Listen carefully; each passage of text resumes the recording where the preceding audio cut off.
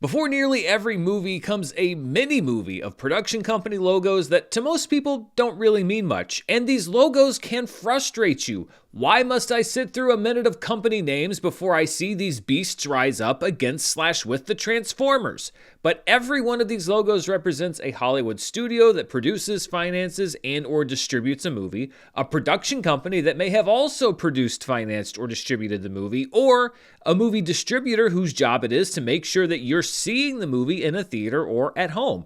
And they all have stories and people behind them that you may not know. So let's take a journey through present and past to look at these logos and the history behind them. Now, sadly, many of these older original logos have been replaced on modern prints of movies with either more modern versions or the logos of the companies that have bought out now defunct companies in a practice that many people call plastering. A good amount of the classic films you watch have been stripped of their original historic logos, but you can still catch the old ones from time to time, and I've done my best to find and catalog them here. These logos are presented in alphabetical order, and this isn't an exhaustive list of every logo. That would take 2 feature-length videos at least. But I did try to cover the major studios and production companies, both past and present, as well as some with interesting stories. So without further ado, let's roll credits.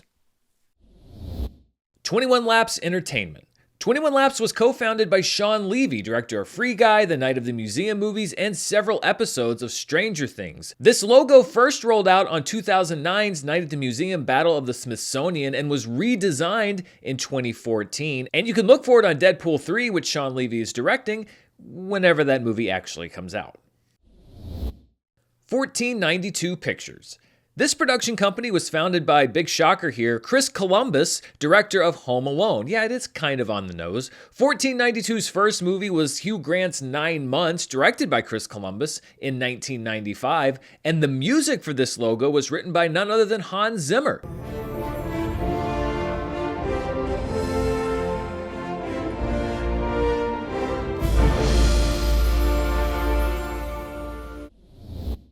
A24.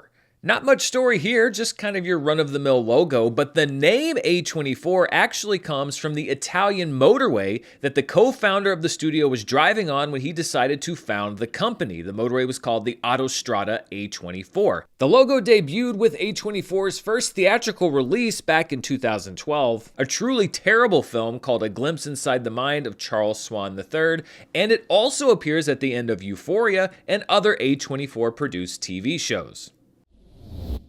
Agbo. Agbo was founded in 2016 by the Russo brothers and other associates, and the Russos also act as co-chairman of the company. The name literally came out of a phone book that the Russos were looking through long before the company was founded, and their first theatrical movie was 2018's Assassination Nation. Since then, Agbo has co-produced movies like 21 Bridges, Extraction, and Extraction 2, and Everything Everywhere All at Once. The Agbo logo debuted in 2019 and is a simple rendering of the company name in metallic text. There's also a specialty division of the company called Gozi Agbo, which features a logo that quickly rotates through different designs. You can see this logo in front of Everything Everywhere All at Once. Alcon Entertainment. Alcon Entertainment was founded by producers Broderick Johnson and Andrew Kossove in 1997 and has done the bulk of their work with Warner Brothers. Since 2011, they also own the rights to the Blade Runner franchise, which is why their logo appears in front of Blade Runner 2049. Alcon is a reference to Greek mythology and Hercules' companion who never missed a shot with his bow, hence the depiction of a strong man pulling back a bowstring. The production company claims that its founders found the name in a book literally called Obscure Greek Heroes. Amblin Entertainment. You probably know that Amblin is Steven Spielberg's production company. It began producing movies in 1981, and Spielberg founded it alongside Kathleen Kennedy and Frank Marshall. The logo is instantly recognizable as Elliot and E.T. flying across the moon, and the company started using it in 1984. In 2015, starting with Jurassic World, a new CG-rendered 3D version of the logo debuted that's still used today. The name comes from an early Steven Spielberg short film called Amblin, which helped him get his foot in the door and get his first job in Hollywood. American Zoetrope. American Zoetrope is Francis Ford Coppola's production company, which he founded with George Lucas in 1969. Its first film was Coppola's 1969 movie The Rain People, followed by Lucas's THX 1138, and American Zoetrope would serve as the production company for Coppola's legendary 1970s output, as well as movies like Mary Shelley's Frankenstein, Sleepy Hollow, and Lost in Translation. The company's had a few logos over the years. In the 80s, it was just the name Zoetrope Studios over a lit stage light, but the most recognizable logo features the company's San Francisco headquarters with lightning shooting out of the top. A zoetrope, by the way, is a spinning cylinder with pictures printed on the inside, which gives the illusion of motion when it spins around, a very early version of what would eventually become the motion picture. Annapurna Pictures. Annapurna was founded in 2011 by Megan Ellison, the daughter of billionaire Larry Ellison, and takes its name from a mountain in Nepal, which Ellison herself trekked in 2005 while traveling the world. The company broke through in 2012, co-producing awards magnets like The Master and Zero Dark 30, while Annapurna has produced numerous critically acclaimed films like Her, Foxcatcher, Detroit, Vice, and Booksmart. Many of those films have also struggled at the box office, and the company is perhaps more well known now for its interactive and TV divisions. Apatow Productions. Judd Apatow's production company was founded in 1999, and the current version of its logo debuted on 2013's Anchorman 2. It doesn't really make much sense, it's just a praying mantis. The design firm who made it claims that Apatow did this intentionally, calling it an anti-logo. Artist Equity. Artist Equity is a new company that debuted its logo just this year on Amazon's Air. The company was founded by Matt Damon and Ben Affleck and works on the principle of sharing profits from their movies with everyone involved with making the film. I'm guessing this is just version 1 of the design, and if Artist Equity goes on to great success, I'm sure you'll probably see a few different versions in the years to come. Atomic Monster. Atomic Monster is James Wan's production company, which released its first film, Annabelle, in 2014. The logo depicts a heroic robot saving a city from a terrible tentacle monster, and you'll see it on most projects that Wan directs, writes, and/or produces. Atomic Monster has 3 2023 movies under its belt: Megan, The Nun 2, and December's Aquaman and the Lost Kingdom. Bad Robot. Bad Robot Productions was founded in 1999 by J.J. Abrams and Brian Burke and is the production company behind the bulk of Abrams' work as both a director and a producer. Abrams came up with the name randomly, and the kids' voices that can be heard saying the company name, usually on TV shows, Bad Robot, are actually Abrams' 2 kids. The Bad Robot logo first appeared in theaters attached to 2008's Cloverfield, which Abrams produced. A more polished version of the initial logo design began appearing in front of Abrams' projects starting with 2013's Star Trek Into Darkness. BBC Film. BBC Film was founded in 1990 as an independent production company, but was folded into the BBC proper in 2007. Not surprisingly, it's dedicated to the production of British films, and the first film that it released was Anthony Minghella's 1990 feature Truly, Madly, Deeply. In the years since, it's produced or co-produced dozens of films, including Gods and Monsters, Eastern Promises, An Education, The Power of the Dog, and Aftersun. A BBC Films logo didn't appear in front of a movie until 1998. Beginning in 2021, a simple redesign was rolled out, featuring a rotating logo with BBC Films adjusted to BBC Film.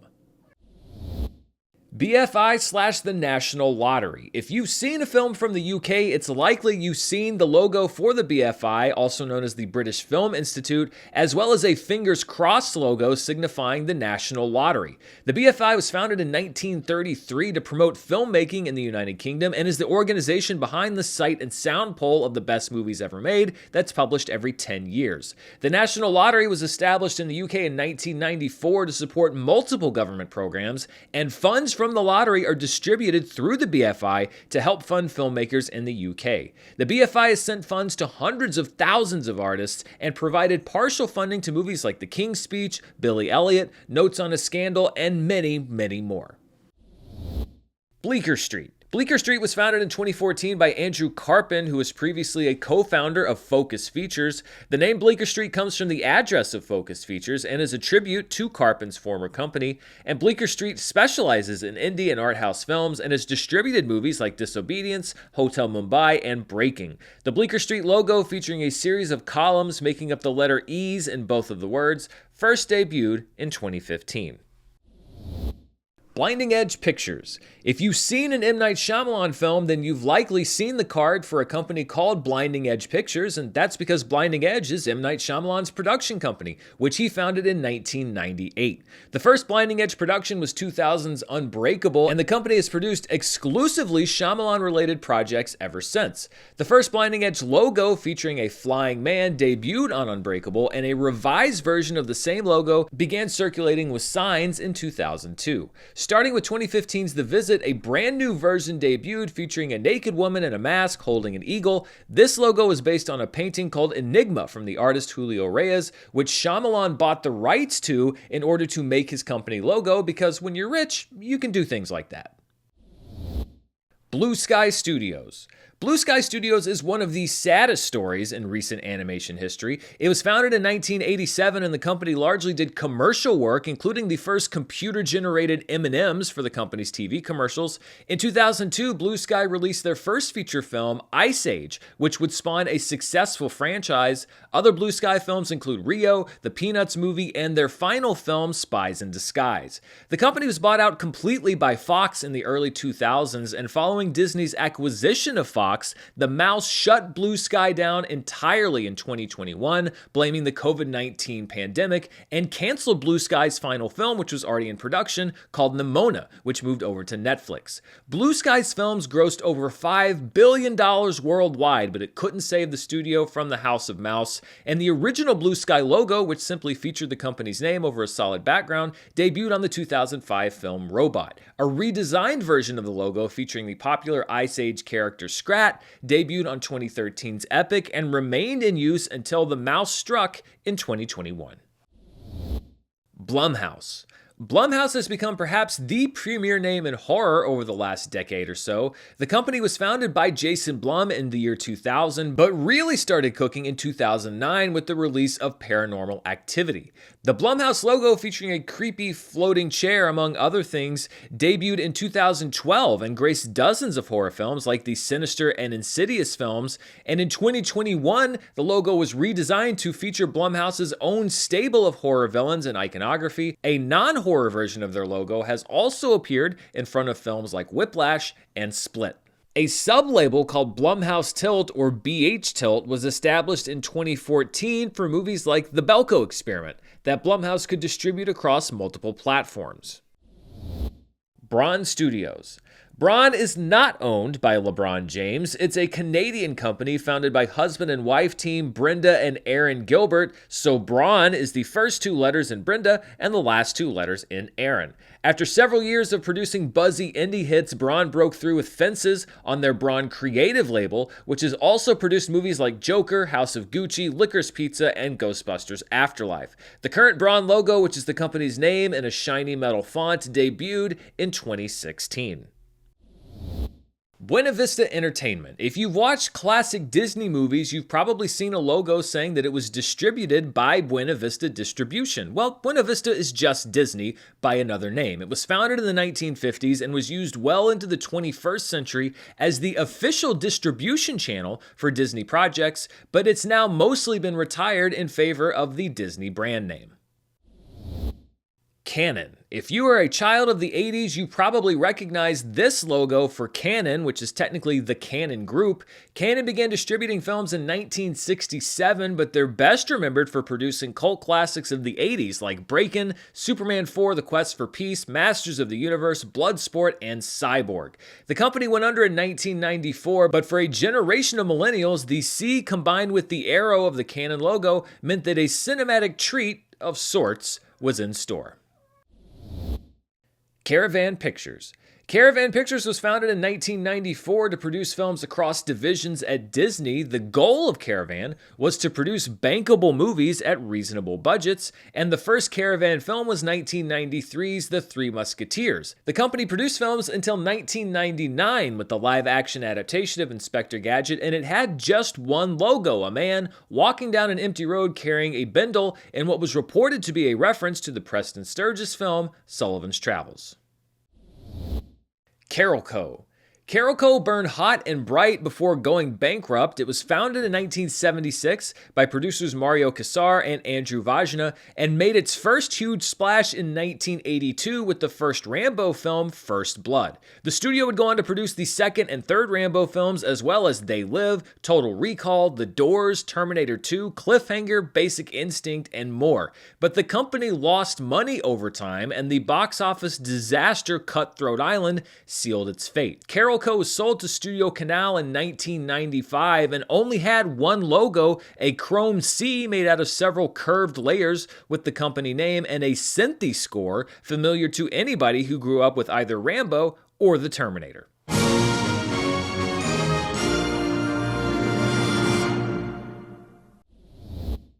Castle Rock Entertainment. Castle Rock was co-founded by director Rob Reiner and future Disney chairman Alan Horn in 1987. Castle Rock is also a common location in many Stephen King books, and Reiner, whose third feature film was Stand By Me, based on one of King's novellas, named the company in his honor. The logo has pretty much remained the same since it debuted on Reiner's film When Harry Met Sally in 1989. The lighthouse scene in the logo was reportedly chosen to signify a safe harbor for artists to collaborate and make their projects. And while Castle Rock's output has slowed, its logo remains iconic. The music for the logo was written by composer Mark Shaman.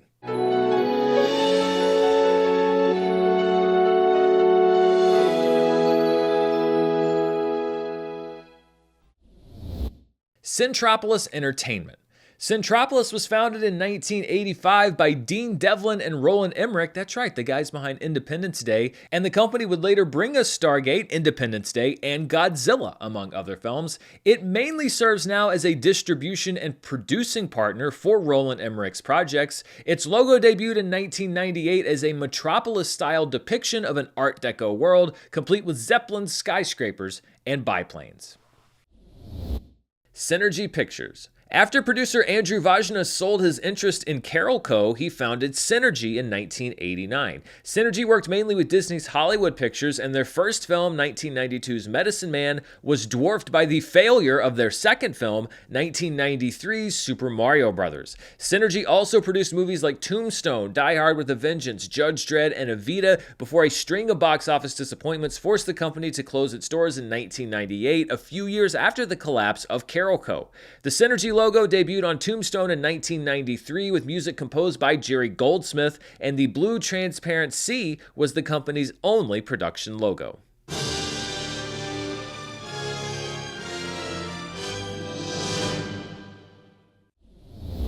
CJ Entertainment. If you've watched a 21st century film from South Korea that got distribution in the US, you've probably seen the CJ Entertainment logo. The company's been distributing Korean films since the year 2000, including landmark films from Park Chan-wook like The Vengeance Trilogy and Bong Joon-ho like Parasite. The current logo, depicting a group of children shooting off fireworks, has been in use since 2004. Columbia Pictures. Columbia has been operating under that name since 1924, and over the years it's had many owners, including Coca-Cola. Columbia has always depicted a woman in its logo, initially the goddess Liberty. The torch was added in the 1920s, and the logo took on its basic current form back in 1936. The torch lady got another makeover in 1976, another in 1981, and then a complete redesign with her current look in 1993, first appearing in front of Arnold Schwarzenegger's Last Action Hero. While many believe that Annette Bening was the model for the current logo, it was actually a Louisiana homemaker named Jenny Joseph, with an assist from, of course, graphic design. The music under the current logo is from Jonathan Elias, who also scored iconic movie trailers for Alien, Blade Runner, and other films.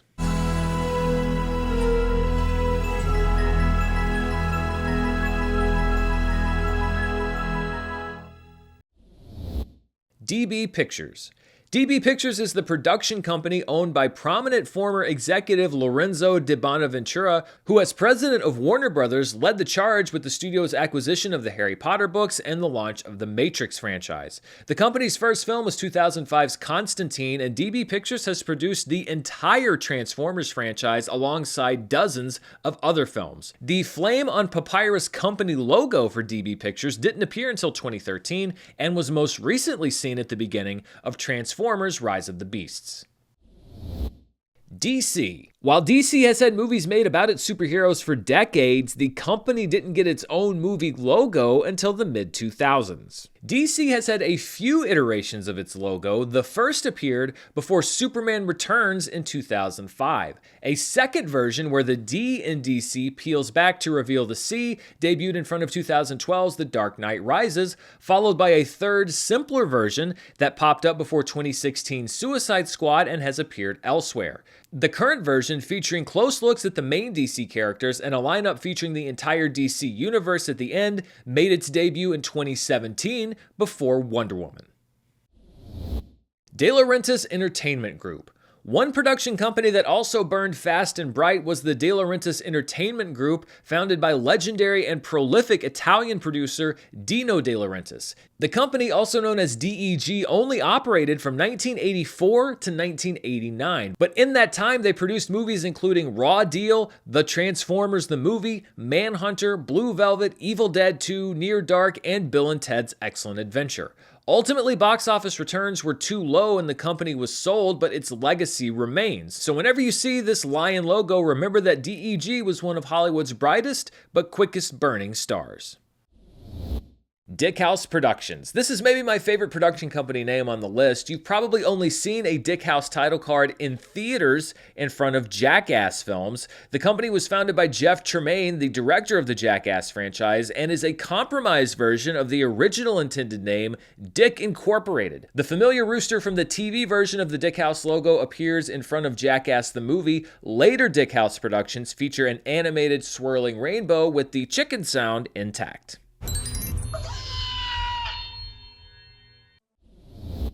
Dimension Films.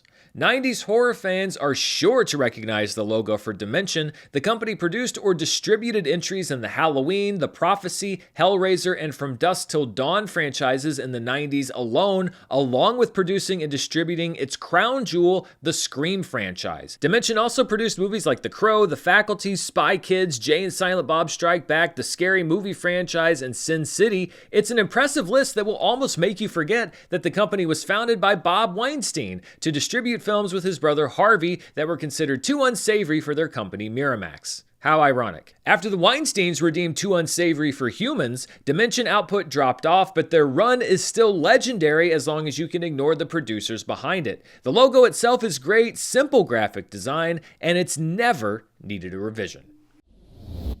Don Simpson, Jerry Bruckheimer Films. Two men who teamed up to define the 1980s were producers Don Simpson and Jerry Bruckheimer. Together, they produced Flashdance, Beverly Hills Cop 1 and 2, and Top Gun in the 80s, and their company logo for Don Simpson, Jerry Bruckheimer Films depicted two lightning bolts striking together. The logo debuted on 1990's Days of Thunder and appeared on movies like Bad Boys, Crimson Tide, and The Rock. After Simpson's death from a heart attack, Bruckheimer revised the logo to become Jerry Bruckheimer Films, which depicts lightning striking a tree after the camera zooms down an empty highway. This logo has been seen in front of dozens of movies since it debuted in 1997 in front of the movie Con Air. However, for sequels to films that Simpson and Bruckheimer originally produced together, like Bad Boys for Life and Top Gun Maverick, the original Don Simpson Jerry Bruckheimer logo is used. Classy move. DreamWorks SKG. DreamWorks was founded in 1994 by the SKG and the title Steven Spielberg, Jeffrey Katzenberg before he revolutionized the world with his other big invention, Quibi, and the music producer David Geffen. It was the first new major studio in decades, and the first DreamWorks release was 1997's The Peacemaker starring George Clooney and Nicole Kidman. Within 2 years, the studio also had its first Best Picture winner with American Beauty. The DreamWorks logo, featuring a boy fishing while sitting on the moon, was animated by Industrial Light and Magic from a concept painting that Steven Spielberg personally approved, and the logo's music, unsurprisingly, was composed by John Williams.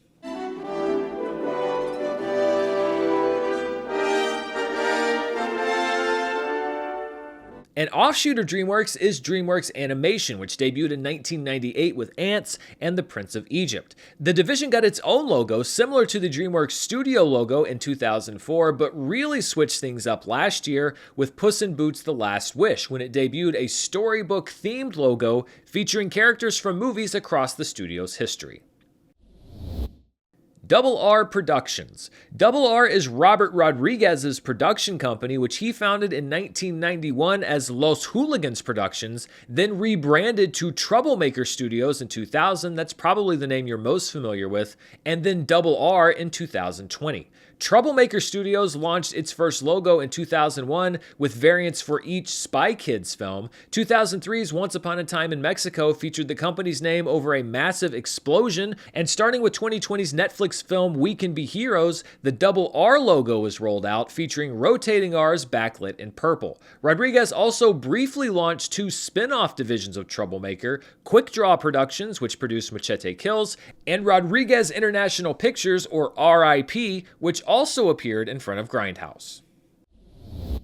E1 Entertainment. E1, or Entertainment One, is a Canadian company that's undergone many iterations since its founding in the 1970s. In 2019, E1 was bought by the toy company Hasbro and became their film production arm, which is why you can see the logo in front of Dungeons & Dragons: Honor Among Thieves and Transformers: Rise of the Beast. But if you were hoping that E1 would continue to be seen in front of Hasbro films, that's not going to happen because the company was sold back in August to Lionsgate.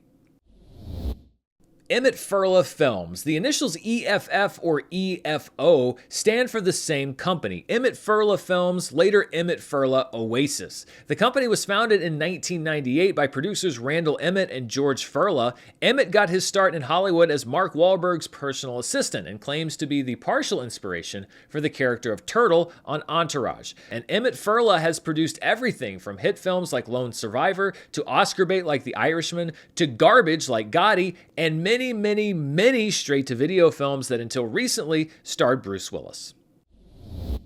Embassy Pictures. Embassy isn't a well-known name now, but the studio was responsible for some huge Hollywood hits. It was founded in 1942 and worked largely as a distributor of international films until the late 60s, when it struck studio deals and helped make films like The Producers, The Graduate, and The Lion in Winter. In the 70s and 80s, the company produced and distributed cult films like Phantasm, The Fog, Scanners, Time Bandits, and Swamp Thing, then comedies like This Is Spinal Tap, before Embassy was sold to Dino De Laurentiis and absorbed into his short-lived studio. Despite its storied history, the company only had one logo, which didn't debut until 1982's Swamp Thing, featuring an E next to a star over a blue background. This was also used widely on television when the company was co-owned by legendary TV producer Norman Lear. Film 4 Productions. Film 4 is owned by Channel 4, the UK TV network, and was founded in 1982. It's helped produce countless films like Best Picture winner 12 Years a Slave, Attack the Block, Kevin Smith's Dogma, Martin McDonagh's In Bruges, Shaun of the Dead, and Trainspotting. The current version of Film 4's logo debuted with Ben Wheatley's Free Fire in 2016. Film District. Film District was another short-lived distributor. Their first film was 2010's Insidious, a co-production with Blumhouse and others, and their logo featured a sweeping cityscape with music from James Newton Howard.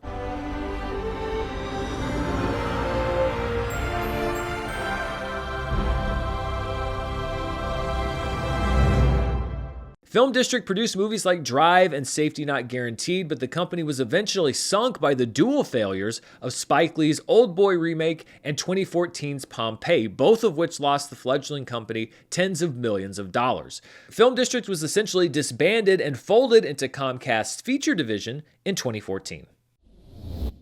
Film Nation Entertainment. The orange kaleidoscope logo featuring New York City represents Film Nation Entertainment, a distribution and production company that was founded in 2008. You've seen the logo in front of movies like Sing Street, Arrival, The Big Sick, Promising Young Woman, and Knock at the Cabin. The music on the company logo is from German composer and DJ Henrik Schwartz.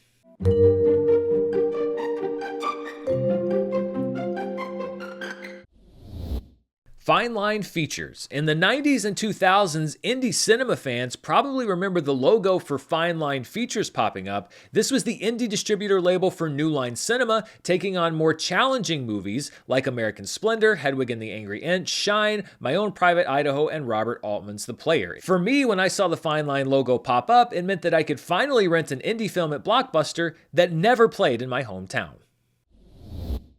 Focus features. Focus is another specialty division, but it is not a small indie production company. It's a division owned by Comcast and Universal to produce and distribute indie and foreign films. The division was founded in 2002, and their logo, which hasn't changed in over 20 years, first appeared in front of the Oscar-winning film, The Pianist. Focus has distributed and produced hundreds of films. Their most recent include Tar, Marcel the Shell with Shoes On, Book Club The Next Chapter, and Wes Anderson's Asteroid City. Fox. 20th Century Studios, previously 20th Century Fox, was founded in 1935 and was one of Hollywood's oldest standalone studios. It was independent until its 2019 acquisition by Disney, and the Fox logo has gone through several iterations. The iconic Fox logo debuted in 1935 and was designed by Emil Cosa Jr., who would later be the first person to win the Academy Award for visual effects for Cleopatra. He also did the matte painting of the Statue of Liberty for Planet of the Apes. The Fox fanfare was written by legendary composer Alfred Newman, a 9-time Oscar winner who is also the father of current composers David and Thomas Newman and the uncle of Randy Newman.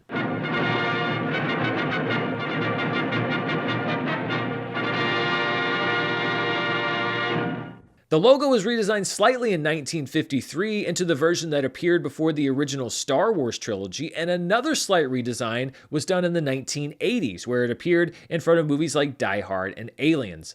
In 1994, a CG rendered version of the logo debuted attached to James Cameron's True Lies, the most drastic redesign since the logo was originally conceived in the 30s. There was another redesign in 2009 to add a more realistic sky and more detail that rolled out for the first time attached to Avatar, and this was the version in use until the studio was acquired by Disney, when the decision was made to drop the Fox name entirely. That gave us the current version of the logo, which is similar to the previous ones but now reflects the new name 20th Century Studios. It appeared for the first time attached to 2020's Harrison Ford version of The Call of the Wild. In 1994, Fox started their Searchlight division to make and distribute indie and specialty films. The first film released under the Fox Searchlight label was 1995's The Brothers McMullen, and the company logo is essentially a replication of the Fox Studio logo, complete with fanfare, with only the text on the spotlit sign changing from 20th Century Fox to Fox Searchlight.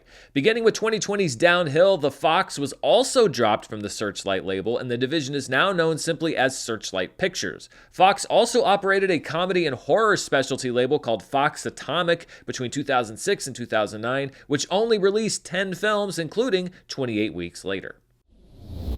Franchise Pictures. Franchise only operated between 1999 and 2007, but it left a mark on the film world, not always for good reasons. Franchise's first release was 1999's A Murder of Crows, but it also co-produced The Boondock Saints, The Whole Nine Yards, and two of the most infamous flops of all time, Battlefield Earth and Ballistic: X vs. Sever. The company ceased operations in 2007 amidst allegations of financial impropriety, and their logo debuted on 1999's The Boondock Saints, and features the studio name over a skyscraper in front of a generic cityscape.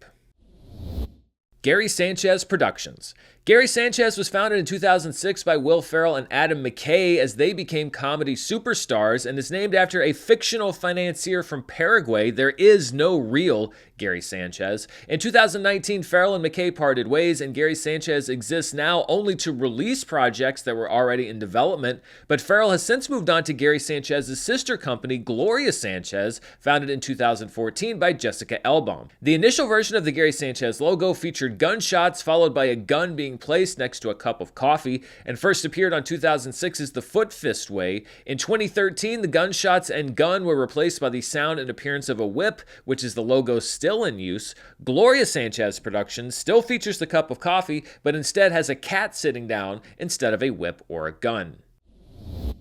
The Geffen Film Company. This was founded by future DreamWorks founder David Geffen in 1982, who worked with Warner Brothers to distribute the company's film. The logo, featuring a G etched into a silver ball, debuted in 1982 on Robert Towne's personal best and appeared in front of movies like Risky Business, Beetlejuice, and Interview with the Vampire. In 1994, the company was used to form the skeleton of DreamWorks SKG, and the label was retired completely in 1998. Golden Harvest. If you've seen Hong Kong cinema from the 70s and 80s, then you've seen the logo for Golden Harvest. Golden Harvest was the studio behind legendary Bruce Lee films, including Enter the Dragon, which they produced along with Warner Brothers, and they also produced Jackie Chan's early films like Police Story, and later teamed up with US Studios to produce the Cannonball Run films and the original live-action Teenage Mutant Ninja Turtles movies. Golden Harvest output has dropped in the 21st century, but their legacy remains, and their most famous logo entered use in 1978 and remained the company's signature for 25 years.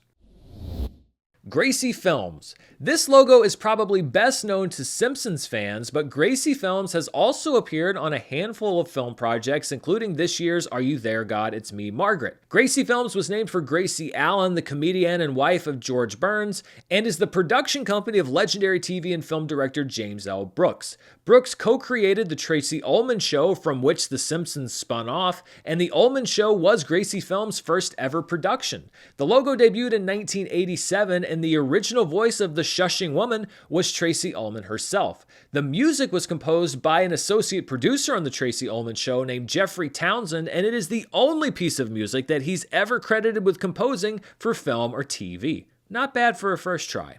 Shh.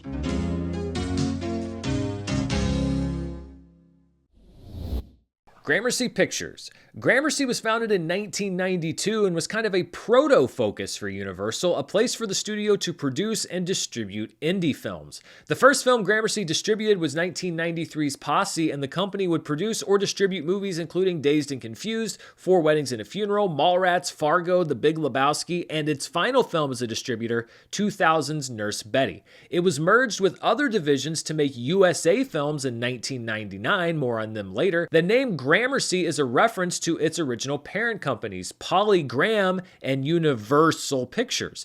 The company boasted just one logo featuring a golden man in a spotlight who ends up standing on a letter G, and it debuted on Gramercy's first film in 1993.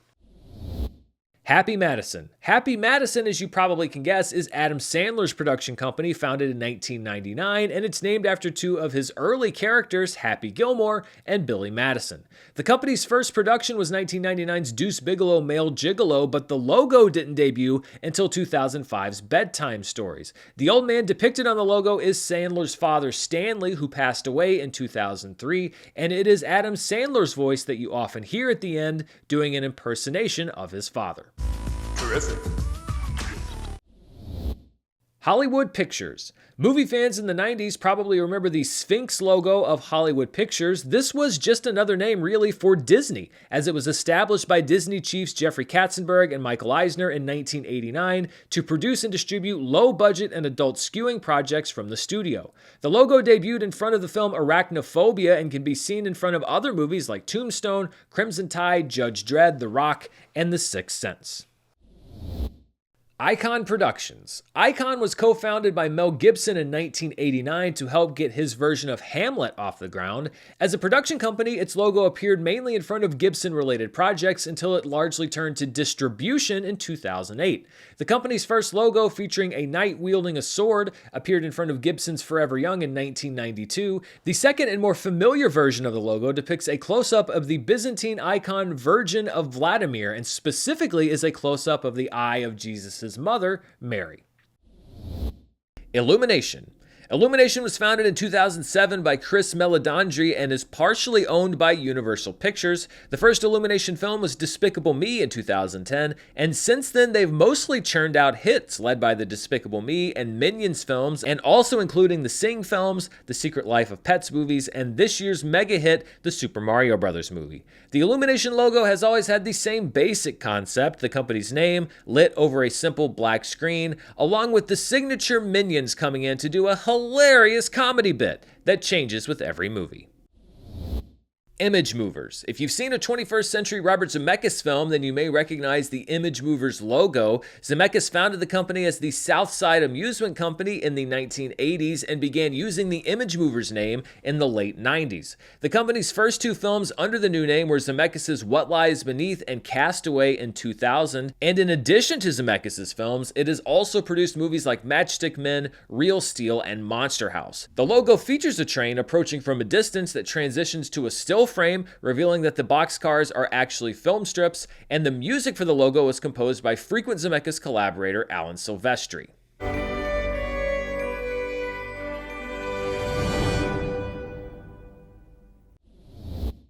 Imagine Entertainment. Imagine was founded in 1987 by Ron Howard and Brian Grazer, and their first film was the Dudley Moore-Kirk Cameron body swap film Like Father, Like Son. But the Imagine logo didn't appear until 1989's The Burbs, which features the company name reflected in a pool of water. Beginning with 1996's The Nutty Professor, the more recognizable current logo version debuted, featuring a drop of water setting off ripples that resolve into the Imagine title. The music for the logo was composed by James Horner.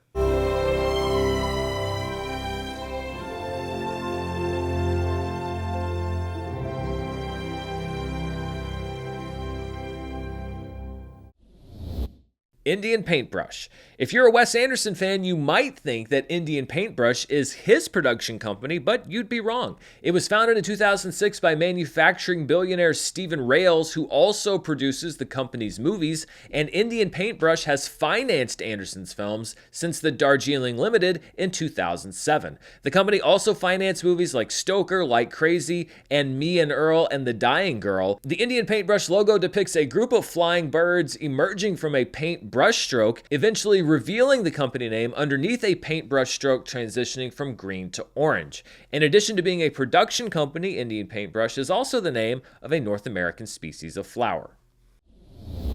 Janus Films. If you watch anything released by the Criterion Collection, then you've seen this logo for Janus Films. It was founded in New York in 1956 and was devoted to bringing international cinema to the United States, which it did for some of the most legendary filmmakers of all time. The company was later sold, and the sons of those owners also owned the Criterion Collection, hence why the Janus logo appears in front of so many Criterion films. The logo has remained relatively unchanged since the 1950s and depicts Janus, the Roman god of beginnings and endings, among other things. January is also derived from Janus's name. The Ladd Company. The Ladd Company was founded in 1979 by former 20th Century Fox president Alan Ladd Jr. and two other executives. Ladd's tenure at Fox was notable for his key role in getting both Star Wars and Alien greenlit at the studio. The company's first film was the 1980 Bette Midler film Divine Madness. Soon after, they distributed Best Picture winner Chariots of Fire. The company later produced movies like Body Heat, Blade Runner, The Right Stuff, and Police Academy, but too many financial disappointments sunk the company and it folded in 1985. The company's logo, which was a digital picture of a tree, represented, according to Alan Ladd Jr., the Tree of Life. Leica. Leica is known for its stop-motion animation and was founded in 2005 by Phil Knight, the founder and head of Nike, his son Travis Knight, and animator Will Venton. Since then, Leica has produced 5 movies, starting with Coraline in 2009, and including Paranorman, The Box Trolls, Kubo and the Two Strings, and Missing Link. While none of Leica's movies have been huge financial successes, and many of them have lost money, they've all been well-reviewed, and the company maintains its devotion to stop-motion animation. The name Leica comes from the first animal ever to orbit the Earth, a dog named Laika, launched into space by the Soviets in the 1950s. The word in Russian also means little barker, and the idea is that the studio is small, but will have a large voice in the animation industry. The Leica logo has the same basic design across all films, but it changes based on the theme of the movie that it appears in front of. Lakeshore Entertainment. That logo showing the kid jumping into water is for a company called Lakeshore Entertainment, which was founded in 1994 as a production, distribution, and finance company. One of the founders, Tom Rosenberg, also co-founded Beacon Pictures, which we talked about earlier. The logo was put into motion for the first time in 1997, attached to the film Going All the Way, and a revised version first appeared in front of 2016's Underworld Blood Wars. After over 25 years, including a Best Picture win for $1 Million Baby, Lakeshore was liquidated in 2019. Largo Entertainment. 90s film fans may remember the logo for a company called Largo Entertainment, which appeared in front of movies like Point Break, Malcolm X, Time Cop, and G.I. Jane. The company was founded by producer Lawrence Gordon, hence Largo, and was backed by JVC, Japan's first major investment in the American film industry. Gordon left the company in 1994, and Largo released its last film in the year 2000. Legendary Entertainment. DC and Warner Brothers fans in particular definitely know the logo for Legendary Entertainment. The company's first produced film was Christopher Nolan's Batman Begins, and they've gone on to produce many other DC films since, as well as the Godzilla and Kong Monsterverse movies, the first two Jurassic World films, Dune, and many more. Legendary was founded in the year 2000 using hundreds of millions of dollars in private equity funds. In 2005, the company signed a deal to produce films with Warner Brothers, and in 2016, the company was acquired by China's Wanda Group. Legendary is now partnered with Sony Pictures, and the company's logo, which debuted in front of Superman Returns in 2006, depicts a Celtic knot. The slightly modified current version made its debut in front of Pokémon Detective Pikachu in 2019, and of course still appears in front of many projects today. Liberty Films. If you've seen It's a Wonderful Life, you've seen the ringing bell logo for Liberty Films. It's probably one of the shortest-lived production companies ever. Director Frank Capra co-founded the company in 1945, and It's a Wonderful Life was released in 1946, but it was so financially unsuccessful that the company was in danger of bankruptcy and was bought by Paramount in 1947 in exchange for stock and contracts for the company's other partners, directors William Wyler and George Stevens. Only one other film would ever be released under the Liberty Films name, Capra's 1948 movie State of the Union, before Paramount dissolved Liberty for good in 1951. Lightstorm Entertainment. Lightstorm is James Cameron's production company. He founded it in 1990, and in addition to producing Cameron's films, Lightstorm has also produced Steven Soderbergh's Solaris, Catherine Bigelow's Strange Days, Robert Rodriguez's Alita Battle Angel, and Terminator Dark Fate. The logo, featuring an animated character using a lightning bolt as an arrow, debuted in front of 1994's True Lies. A new version was seen in front of last year's Avatar: The Way of Water.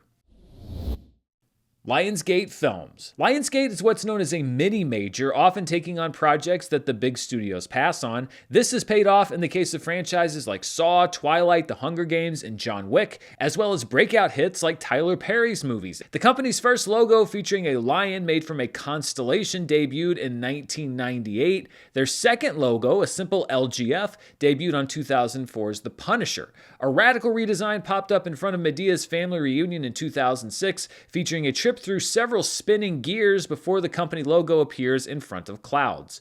The music for the gear logo was composed by Bill Johnson, who also composed music for the TriStar Pictures logo. More on that later.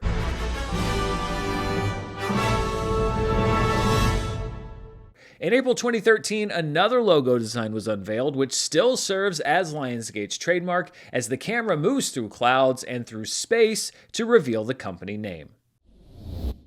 Lucasfilm. Lucasfilm doesn't need much explanation. It was founded by George Lucas in 1971, and the company produced Star Wars and other legendary films until Lucas sold it to Disney in 2012 for $4 billion. The first Lucasfilm logo appeared attached to Willow in 1988, a golden proto version of what we're all familiar with now. A new variant, which is basically the version they have now, appeared beginning with the Star Wars Special Editions in 1997, and the current version, featuring light shimmering over a chrome version of this logo, debuted with 2015's The Force Awakens. Magnolia Pictures. Magnolia is an indie-focused distributor and production company that's owned by Mark Cuban's 2929 Entertainment. Their first release was 2002's Wendigo, and since then they've distributed movies like Bong Joon-ho's The Host, REC, Force Majeure, Shoplifters, and this year's Kokomo City. The company has only had one logo in its history, a red magnolia flower on top of a blue speech bubble next to the company's name in a typewritten font.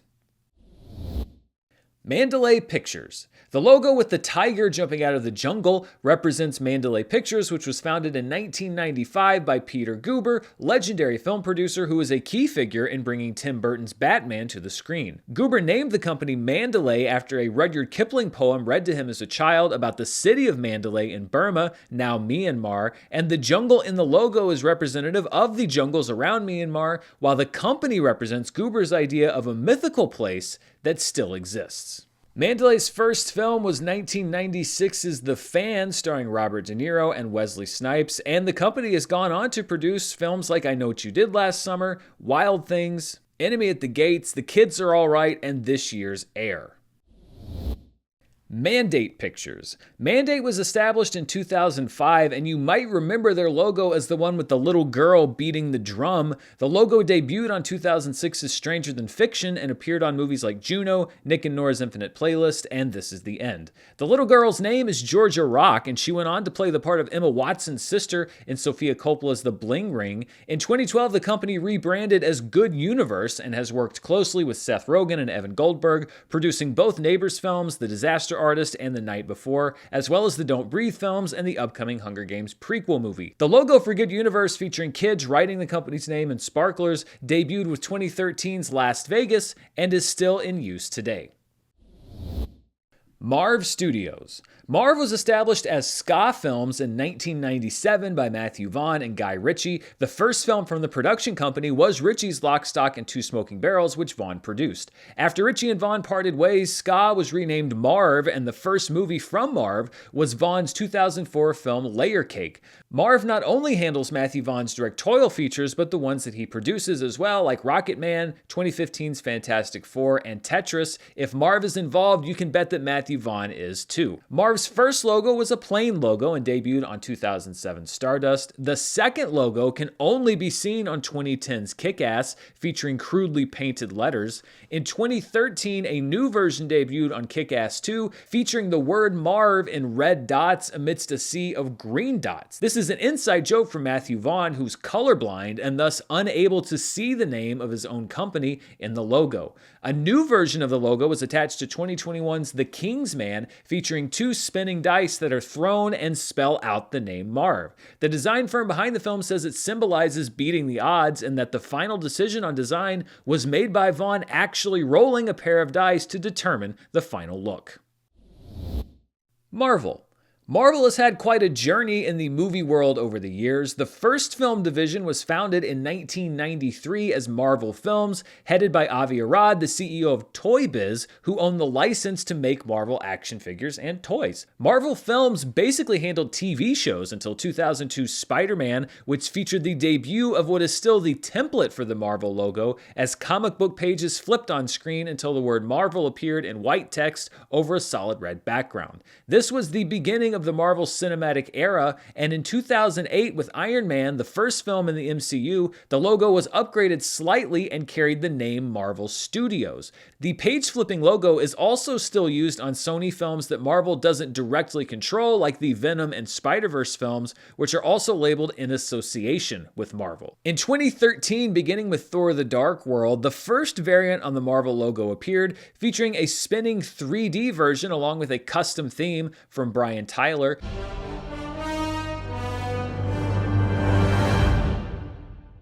And then beginning in 2016, the current Marvel logo made its debut, incorporating the page flipping from the original logo, but featuring characters from the MCU itself. The music for this logo was composed by Michael Giacchino, and it's used on all official MCU projects.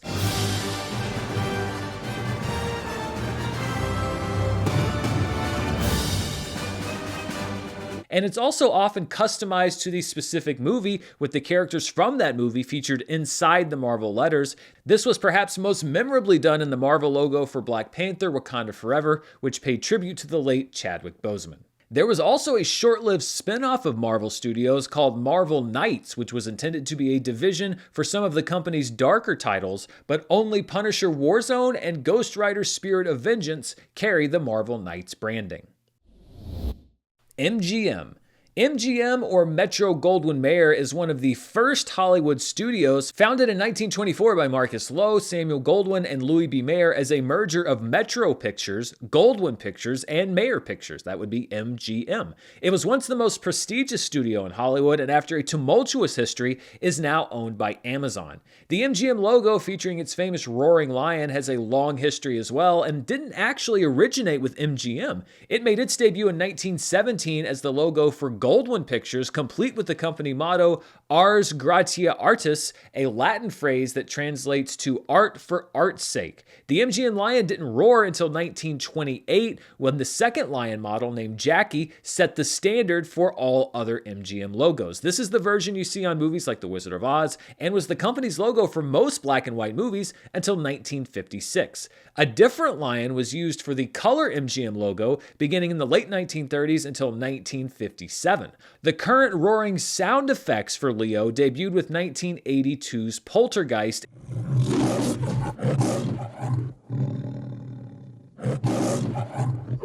And there was one attempt at a major rebrand in 1968 where the MGM logo was stylized. You can see this logo in front of 2001: A Space Odyssey, but the studio returned to the old design soon after. The golden banner elements were redesigned and introduced in the mid-1980s, and the logo was given a slight facelift in 2008, starting with Quantum of Solace, with the banner elements tweaked and the footage enhanced.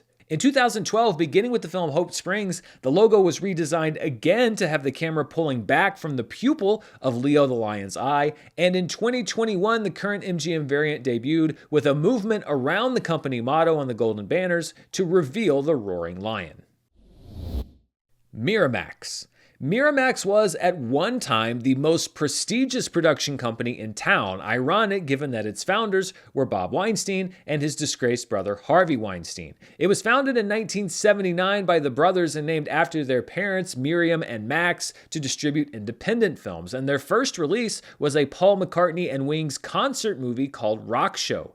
Most people first became familiar with Miramax's logo in the late 80s and into the 90s, featuring the company's name over a glowing blue M. It debuted in 1987 and encompassed the era when the company produced and/or distributed landmark indie films like Clerks, Sex Lies and Videotape, The Piano, Pulp Fiction, and Trainspotting. Disney bought Miramax in 1993 to get into the burgeoning world of indie distribution, and beginning in 1998 with future Best Picture winner Shakespeare in Love, Miramax's logo featured a camera move over water to reveal the New York City skyline, with lights turning off in the windows to reveal the company name. The Weinsteins left Miramax in 2005 to start their own other company, and in 2008 a new version of the same logo concept made its debut attached to the movie Doubt. In 2018, the logo was totally redesigned with a Northern Lights theme. This debuted with 2018's Halloween Legacy sequel, and an even newer updated version with a Hollywood theme began circulating this year, attached to Guy Ritchie's new film, Operation Fortune, Ruse de Guerre. Monkey Paw Productions. Monkey Paw is Jordan Peele's production company, founded in 2012, the same year that Key and Peele premiered on Comedy Central. Monkey Paw's first movie was 2016's Keanu, but moviegoers first saw the logo at the beginning of a movie on 2019's Us, Peele's second film as a director. The stop-motion logo tracks through a train car until we find a dismembered monkey's paw stirring a cup of tea, a nod to Peele's Oscar-winning debut film Get Out. Peele says the name refers to the notion of the monkey's paw, a cursed object that grants wishes at a terrible price, and how it relates to the concept of making your own luck in the horror genre. The Montecito Picture Company. The Montecito Picture Company was co-founded by Ivan Reitman in 1998 and has co-produced and financed mostly comedies. The first Montecito film was 2000's Road Trip, and they have since produced Old School, 2016's Ghostbusters, and Jason Reitman's Ghostbusters Afterlife. The logo, which moves over the ocean to a ringing bell in a tower, debuted in the year 2000 and got a makeover with the same concept in 2020. Morgan Creek Entertainment. Morgan Creek was founded in 1987 by James G. Robinson and super producer and executive Joe Roth. Their first production was Young Guns in 1988, and Morgan Creek went on to produce movies like Robin Hood, Prince of Thieves, The Last of the Mohicans, the Ace Ventura movies, and True Romance. The company sold the rights to its films in the 2010s, but also served as a producer on this year's The Exorcist Believer. While it's been updated over the years, the Morgan Creek logo has always been a simple depiction of a creek in a box, along with the company name, and the name comes from Preston Sturges' film The Miracle of Morgan Creek, which is reportedly Joe Roth's favorite movie. MTV Films. MTV Films began releasing movies in 1996 with Joe's Apartment as a division of their parent company Viacom, which also owned Paramount Pictures. The original MTV Films logo, featuring the famous Moon Man, debuted in 1996, attached to Beavis and Butthead Do America. This logo also appeared on films not related to MTV properties like Varsity Blues, Orange County, and Napoleon Dynamite. A revised version of the logo featuring astronauts watching a movie rolled out in 2005 with the film Coach Carter. Then in 2010, a throwback version similar to the 1980s MTV commercials and channel bumpers premiered alongside Jackass 3D. The last regular theatrical release for MTV Films was 2015's Project Almanac, though the branding was brought back for 2022's Jackass Forever. The division now mostly concentrates on documentaries and streaming projects. Nelson Entertainment. Nelson was another short-lived production company with some big-name titles. It was founded in 1985 by two Brits, one a film producer and another a hardware and furniture store magnate. Nelson produced or co-produced a string of notable films, including both Bill and Ted movies, When Harry Met Sally, Misery, Mel Gibson's Hamlet, and City Slickers, before being renamed in 1991. The company's logo, fittingly, depicts Nelson's column in London's Trafalgar Square. Neon. Neon is a relatively new production and distribution company dating back only to 2017, but it has made a huge splash in the world of independent film in just a few short years. Neon's co-founder was Tim League, also a co-founder of the Alamo Drafthouse theater chain, and the company had the aim of releasing challenging films intended for open-minded audiences. Neon's first film was 2017's Colossal, starring Anne Hathaway and Jason Sudeikis. It has since produced or distributed award winners like I, Tonya, Parasite, Portrait of a Lady on Fire, Titan, Flea, The Worst Person in the World, and Triangle of Sadness. Neon's logo is simple and distinctive. It's simply a lit neon sign bearing the company's name over a loud electronic humming sound. New Line Cinema. New Line was founded by producers Bob Shaye and Michael Lynn in 1967 to distribute independent films, and after spending the 60s, 70s, and early 80s successfully distributing cult films, the company hit it big by producing A Nightmare on Elm Street in 1984. The Nightmare series built the company in the 1980s, and New Line scored another major hit, distributing the Teenage Mutant Ninja Turtles movies in the 1990s, followed by the Austin Powers and Rush Hour films. Then in the 2000s, New Line co-produced the Lord of the Rings trilogy, and the company has continued to produce and distribute hit films ever since. From 1967 to 1987, New Line used a logo featuring flashing red lines that many probably associate with early Nightmare on Elm Street films. Beginning in August 1987, a version of the current logo debuted, featuring a film strip covering a single frame of film that flies onto the screen. And beginning with Wes Craven's New Nightmare in 1994, a computer animated version of the logo with music from Michael Kamen represented the company.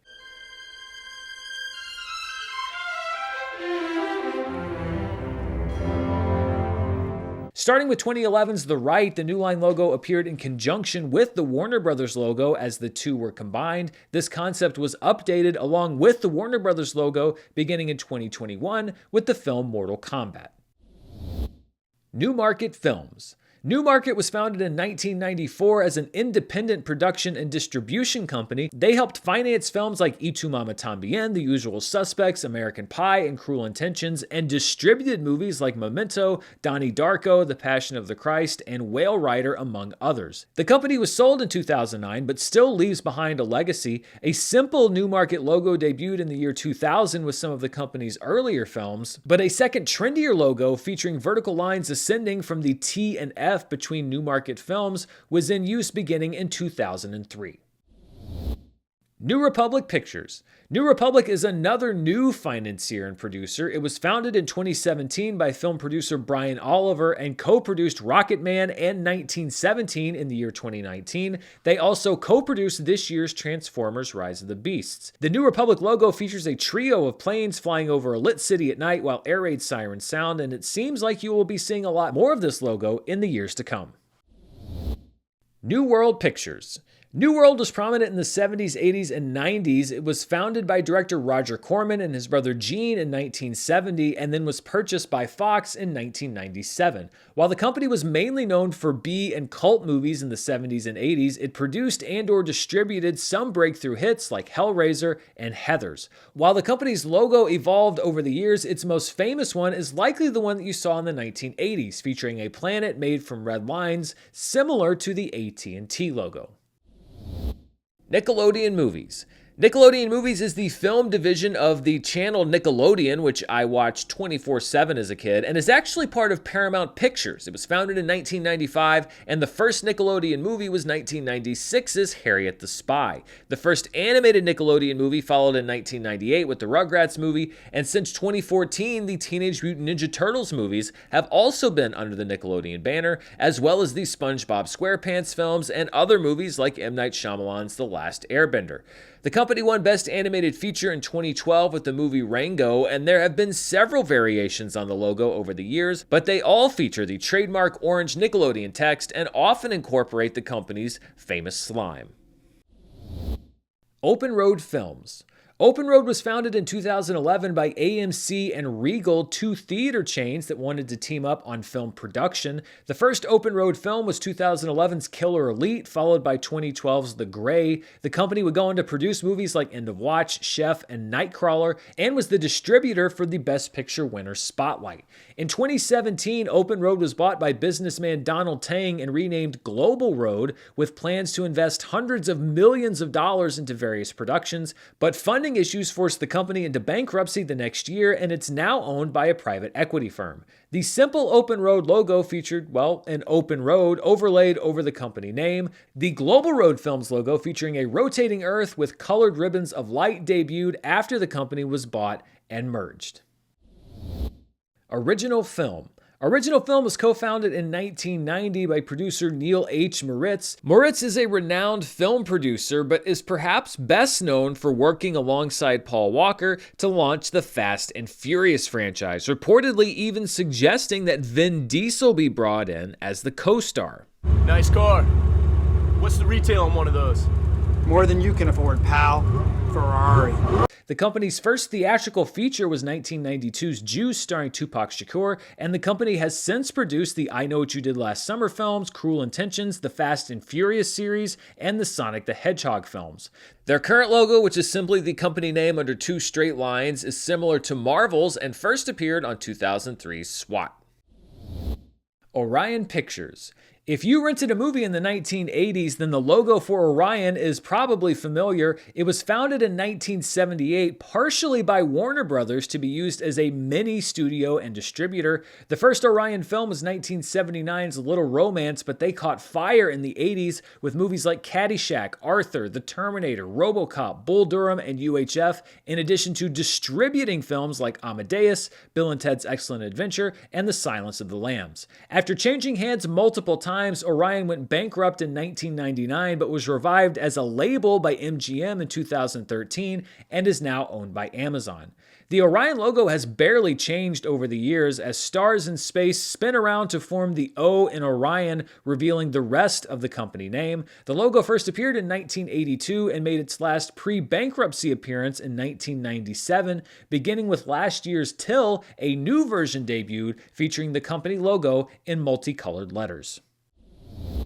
Oscilloscope Laboratories. Oscilloscope was founded in 2008 by the late Adam Yauch, aka MCA of the Beastie Boys, and future A24 co-founder David Finkel. It's in many ways a similar company to A24, producing and distributing super indie films like Wendy and Lucy, We Need to Talk About Kevin, The Love Witch, and The Fits. The company logo has remained the same across its history, depicting an oscilloscope operating in space.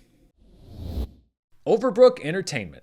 Overbrook Entertainment is Will Smith's production company, which he founded in 1998 with business partner James Lasseter, and it's named after Smith's childhood neighborhood in Philadelphia, Overbrook. Their first co-production was 2001's Ali, starring Smith as boxer Muhammad Ali, and the logo debuted in 2003, featuring a spinning record with the company name, and is still in use today. If you see this logo, it's a good bet that Will Smith or a member of the Smith family is starring in it or producing it. Paramount Pictures. Paramount is Hollywood's second oldest studio, founded in 1912 as the Famous Players Film Company, which merged with other companies to form Paramount in 1914. The Paramount Mountain logo debuted that year in basically the same form it exists today. The first major redesign came in 1927, reportedly based off of Ben Lomond Mountain in Utah, with 24 stars surrounding the mountain to represent the 24 movie stars that currently had a contract with Paramount. This version of the logo or variations of it remained in use until 1953. A more detailed version of the painting debuted in 1953 and was in use until 1975. Beginning with 1975's Mahogany, a simplified version of the logo featuring the previous design dissolving into a white etching of the mountain over a blue backdrop represented a major departure from decades of tradition. This logo appeared until 1986's Star Trek IV: The Voyage Home, but later that year, beginning with the Eddie Murphy movie The Golden Child, the full mountain painting returned in celebration of the studio's 75th anniversary, now at sunset under white clouds in the sky. This also introduced motion to the logo as we follow the stars across the lake and around the top of the mountain. Even more animation was added to the logo in 2002, the studio's 90th anniversary, as we follow the stars down from the sky and through the company name to reveal the mountain in full logo. This version debuted on the film We Were Soldiers. Then in December 2011, with Mission Impossible Ghost Protocol, the current version was introduced to celebrate the studio's 100th birthday. The stars now skim across the lake in front of the mountain before forming a ring around it, complete with a new musical score composed by Michael Giacchino.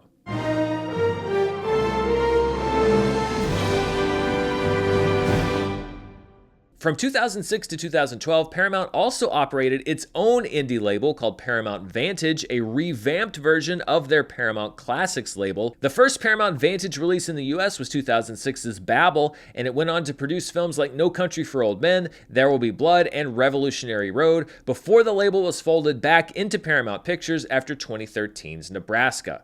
The Vantage logo was simple, featuring a crude black and white Paramount Vantage label being produced and then stuck to a wall. Participant Media. Participant was founded in 2004 by Jeffrey Skoll, a dot-com billionaire who was the first president of eBay. Skoll wanted to fund films that were socially aware and took on important issues, and the company made an early impact with the documentary Murderball and has since financed movies like Good Night and Good Luck, An Inconvenient Truth, Lincoln, Spotlight, Green Book, and Judas and the Black Messiah. Participant's first logo, featuring the company name spelled out on blue squares, debuted on 2005's American Gun. A second logo, featuring the name appearing from swirling beams of light, debuted in 2008, attached to the film The Visitor. And a third version with the P in Participant inside of a gray circle began circulating in 2015 on Bridge of Spies. The company's current logo, with the name appearing on a fluttering flag, debuted in 2019 on the corporate pollution drama Dark Waters. Pathé. Pathé is a French company that dates back to 1896 and is credited with the invention of the newsreel. They were also a groundbreaker in the advancement of early film technology and eventually moved into film production, distribution, and exhibition. The Pathé logo has always included a rooster since its debut in 1929. The current version of the logo, which features the company name casting a shadow along with the shadow of a rooster, debuted in 1999, and they've produced films like Coda, Denis Villeneuve's Enemy, Slumdog Millionaire, and Selma. Perfect World Pictures. Perfect World is a Chinese company that was founded in 2008 to finance films in China, but signed a deal with Universal in 2016 to also finance American films. The first co-finance production was 2016's The Huntsman: Winter's War, and the company also helped fund the last two Jurassic World films, First Man, Us, Last Night in Soho, and The Northman, among many others. The Perfect World logo, which depicts a young girl climbing a rock with her father and pointing to the horizon, debuted in 2016. A more daylit version has also appeared in front of various Perfect World productions. Pixar. Pixar is another company that needs no introduction. It was founded in 1986 after beginning as a division of Lucasfilm, and Steve Jobs was the majority shareholder until Disney purchased Pixar in 2006 for over $7 billion. The Pixar logo as we know it debuted with the company's first feature film, Toy Story, in 1995, and it features a hopping lamp named Luxo, the star of the company's first ever animated short, as it bounces on screen and replaces the I in the company name, looking sheepishly at the camera afterwards. While the logo has been slightly upgraded and has had custom variants done for some movies, the basic concept has remained unchanged in the nearly 30 years that Pixar has been producing films. Plan B. Plan B was founded in 2001 by Brad Pitt, Jennifer Aniston, and producers Brad Gray and Kristen Hahn, though Pitt now owns the company himself, and their first production was 2004's Troy. The company has since produced 3 Best Picture winners, The Departed, 12 Years a Slave, and Moonlight, and Brad Pitt took home an Academy Award as a credited producer on 12 Years a Slave. Plan B has produced 7 other Best Picture nominees, but the logo won't win any awards for design. It's just a simple Plan B in black over a white text box. Platinum Dunes. Platinum Dunes was co-founded by director Michael Bay in 2001, and they initially became known for remaking horror classics like their first film, 2003's The Texas Chainsaw Massacre, as well as 2005's The Amityville Horror, 2009's Friday the 13th, and 2010's A Nightmare on Elm Street. The company has also produced the Purge series, A Quiet Place Parts 1 and 2, and Bay's Teenage Mutant Ninja Turtles films. Platinum Dunes' first logo, depicting, platinum-colored sand dunes, debuted in 2003. A revised version of the same design debuted with Friday the 13th in 2009 and has been in use ever since. Playtone. Playtone is Tom Hanks' production company, which he founded with Gary Getzman in 1998, and it takes its name from the record company that signs the wonders in That Thing You Do, Hanks' 1996 directorial debut. Playtone put itself on the map with 2002's My Big Fat Greek Wedding, which turned into a slow-building box office sensation, and the company has gone on to produce several of Hanks' films, as well as movies like Mamma Mia and Where the Wild Things Are, and TV series like John Adams and Band of Brothers. The company logo can change its color depending on the project, but it generally keeps the overall design of the 60s era Playtone Records branding. Point Grey Pictures. Point Grey was founded by Seth Rogen and Evan Goldberg in 2011 to allow them to produce and develop their own TV shows and movies. The first Point Grey film was 2011's 50/50, but the logo didn't appear until 2013's This Is the End. While the basic concept of a desktop being closed with pictures playing out over the wooden desk surface remained the same, Point Grey would customize the desktop illustrations for every movie until 2020 when a new neon version featuring a stylized P&G debuted. Point Grey is named after the school where Rogen and Goldberg met as kids. Polygram Filmed Entertainment. Polygram was a spin-off of a German company of the same name, which was formed by the merger of 2 record companies, Polydor and Phonogram. Polygram was also led by a name we've already mentioned in this video, Peter Guber, who co-produced some landmark films of the 1980s, like An American Werewolf in London, Clue, Flashdance, and Batman with the company, as well as Candyman, 4 Weddings and a Funeral, Fargo, and Notting Hill in the 90s. The first Polygram logo didn't debut until 1992, a simple white text on black background display of the company's name, with red underlining the name Polygram. Starting with 1997's The Game, a new logo debuted, featuring a silver-winged man against a cloudy backdrop. Rat Pack.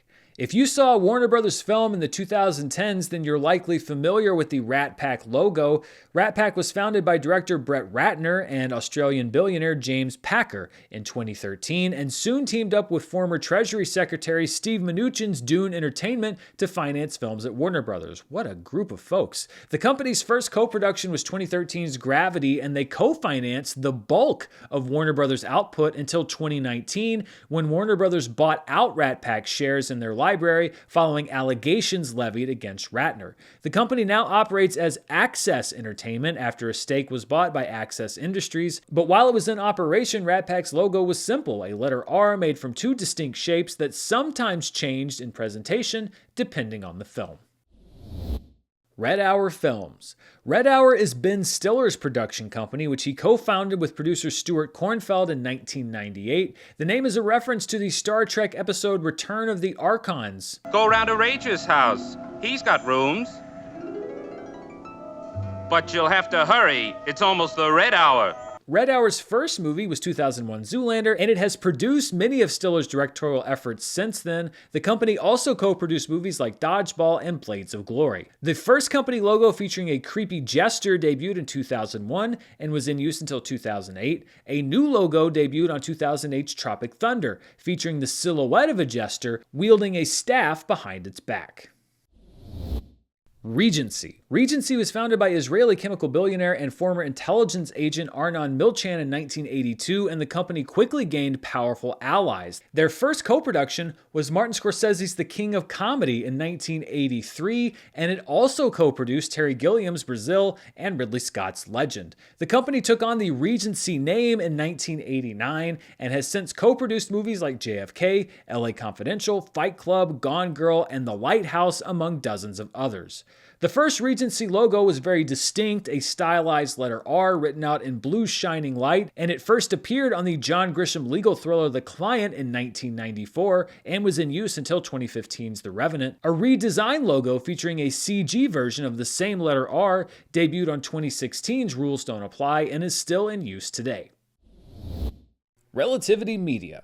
Relativity was founded in 2004 as an independent broker and financier, later moving into production and distribution. The company's first real logo, featuring a group of planets clustering to form the company name, debuted on 2007's 3:10 to Yuma. A revised design featuring a zoom out from a group of atoms to a spiral galaxy with the company name debuted on 2009's David S. Goyer horror film The Unborn, and a similar version of the same concept was attached to 2013's animated film Freebirds, and was in use until the company went catastrophically bankrupt in 2016 and again in 2018. Another company is currently trying to revive the Relativity brand.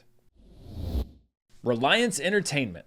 Reliance is based out of India and is a division of the Reliance Group conglomerate. For years, it distributed and produced films in the Indian market, but beginning in 2010 with Tucker and Dale vs. Evil, the company also began producing and distributing English-language films, including The Help, Dread, 1917, and The Fabelmans. The company's first logo rolled out in 2011 and was a simple display of the company name with lens flares. Beginning in 2013, Reliance started using their current logo, which moves across water to a suspension bridge. As we travel down the bridge, the structures form the A in the company name.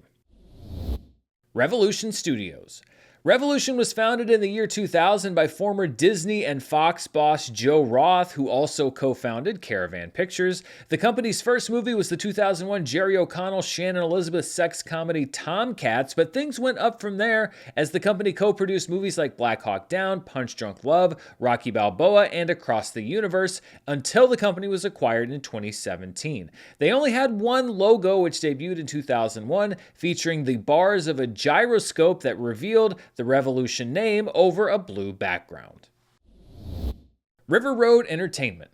River Road was founded in 1987 by Bill Pohlad, the son of billionaire and longtime Minnesota Twins owner Carl Pohlad, but the company's first co-production wouldn't happen until 2005. It was a prestige start though, Ang Lee's Brokeback Mountain. River Road has since co-produced The Tree of Life, A Monster Calls, and 12 Years a Slave. The company logo features a car driving down a road by a river, and it debuted in 2005. RKO Pictures. RKO was one of the original Hollywood studios, founded in 1929 by David Sarnoff, the manager of electronics company RCA, who wanted to use the company's technology for talking pictures. RKO is short for radio, RCA's original specialty. Keith for theater owner Benjamin Franklin Keith, and Orpheum for the Orpheum Theater chain. Keith and Orpheum were parts of early companies that were eventually folded into RKO. The studio's first movie was 1929's Syncopation, and their films are too numerous to list. They put out dozens every year, but they include landmark movies like King Kong, Bringing Up Baby, Citizen Kane, The Best Years of Our Lives, and Alfred Hitchcock's Notorious. They also distributed the early animated films from Walt Disney until 1953. Howard Hughes acquired the studio in 1948, which led to a slow decline until it ceased making movies in 1956. And RKO is really known for two logos. One of them is an upside-down triangle with a lightning bolt striking downwards that was often seen at the end of movies, but which is also largely known for appearing at the beginning of early Disney animated films like Pinocchio and Cinderella. The other logo is the famous radio tower on top of a spinning globe seen on movies like Citizen Kane, a nod to the company's origins with RCA and the radio industry. Both logos debuted in 1929 and were in use while the studio was making movies until the 1950s. Roadside Attractions. Roadside Attractions is familiar to many independent film lovers. It was founded in the year 2000, and its first release was a co-distribution of Nicole Holofcener's Lovely and Amazing in 2002. Since then, the company has produced or distributed movies like Super Size Me, Winter's Bone, Manchester by the Sea, and Emily the Criminal. The company's logo debuted with Super Size Me in 2004, featuring a 50s-style lit sign with the company name. A spruced-up version of the same concept began appearing in 2012 and has appeared on roadside releases ever since. Rogue Pictures. Rogue has had an interesting journey. It was founded in 1998 as a division of Universal, but soon fell victim to corporate mergers. Universal revived the company as a division of Focus Features with an emphasis on horror and genre films, and the first Rogue release under this new ownership was one of my personal favorites, 2004's Shaun of the Dead. Rogue has also produced movies like Hot Fuzz and The Strangers. The company was then sold to Relativity Media, where it became a brand used on movies like MacGruber, Limitless, and the infamous Movie 43. Then Rogue briefly became an independent production company before being reacquired by a new version of Relativity. The theatrical logo first appeared on 2004's Seed of Chucky, featuring the letters in the company name flying by before the O in Rogue is anchored as the other letters flutter around it. After Rogue's sale to Relativity Media, a new logo featuring the company name stamped on a metal plate debuted with 2010's MacGruber.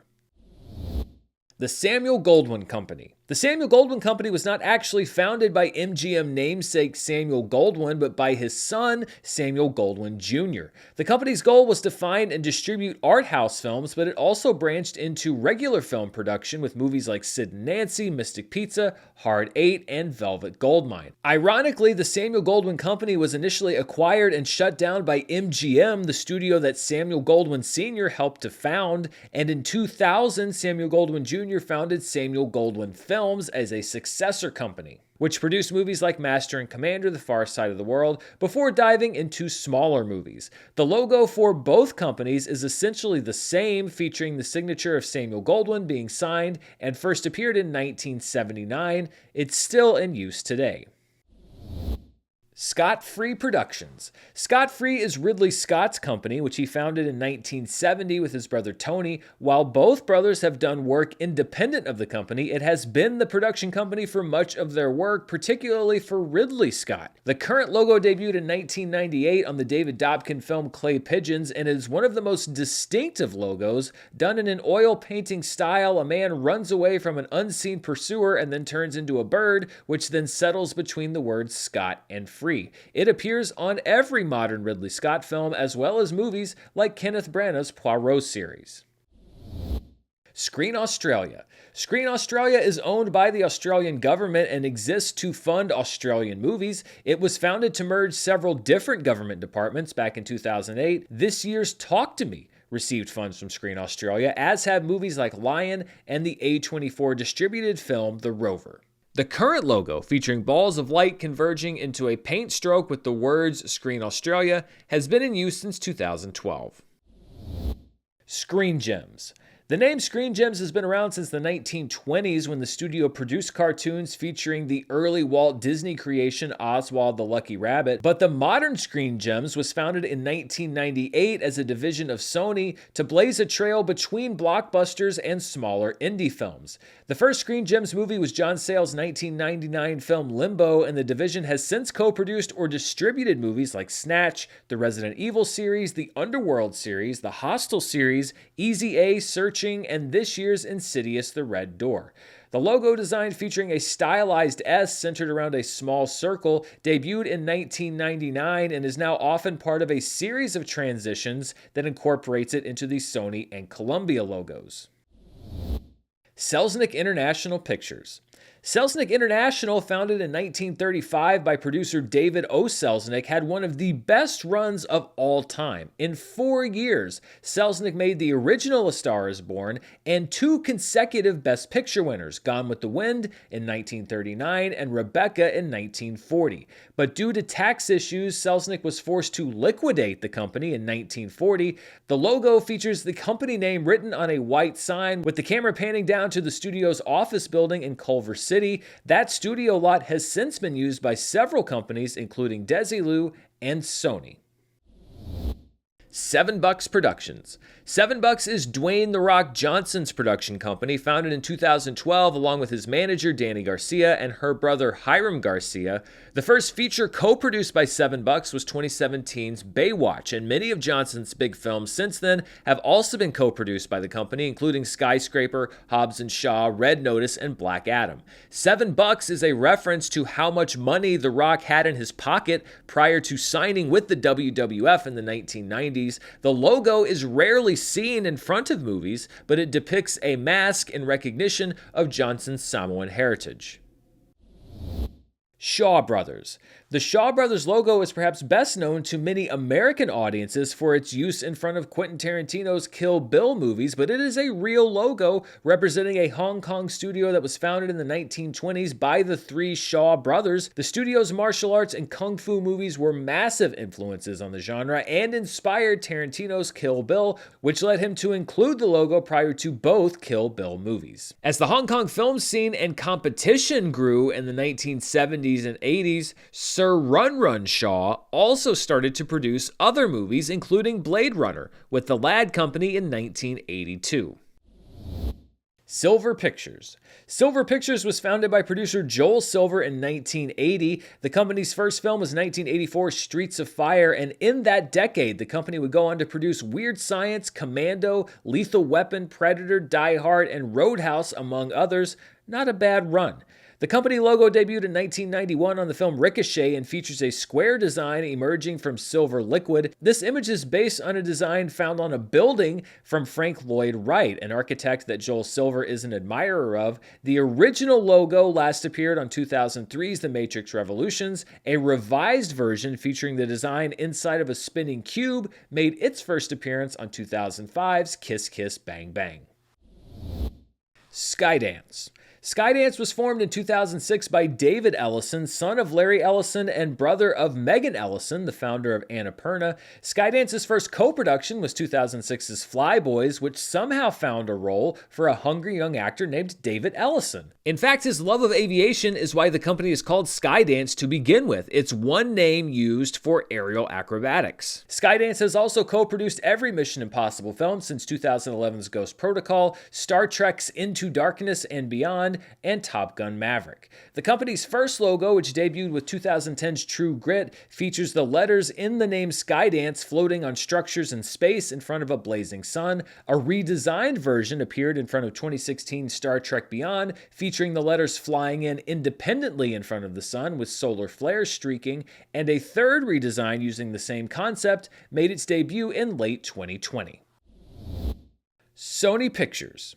Sony didn't exist as its own studio until 1987 when it acquired Columbia Pictures. It renamed the studio Sony Pictures Entertainment in 1991, but has kept many of its acquired labels alive. So when you see logos for, say, Sony, Columbia, and TriStar all in a row, Those are basically just 3 Sony logos. For years, Sony wouldn't put its own name on Sony movies, just the title cards for its various film divisions. But starting in 2014 with The Amazing Spider-Man 2, Sony began putting its own name first, transitioning to title cards for the other divisions. A new version of the Sony logo debuted with Venom Let There Be Carnage in 2021, with a sound accompanying the Sony logo's appearance, usually transitioning into the logo for Columbia Pictures.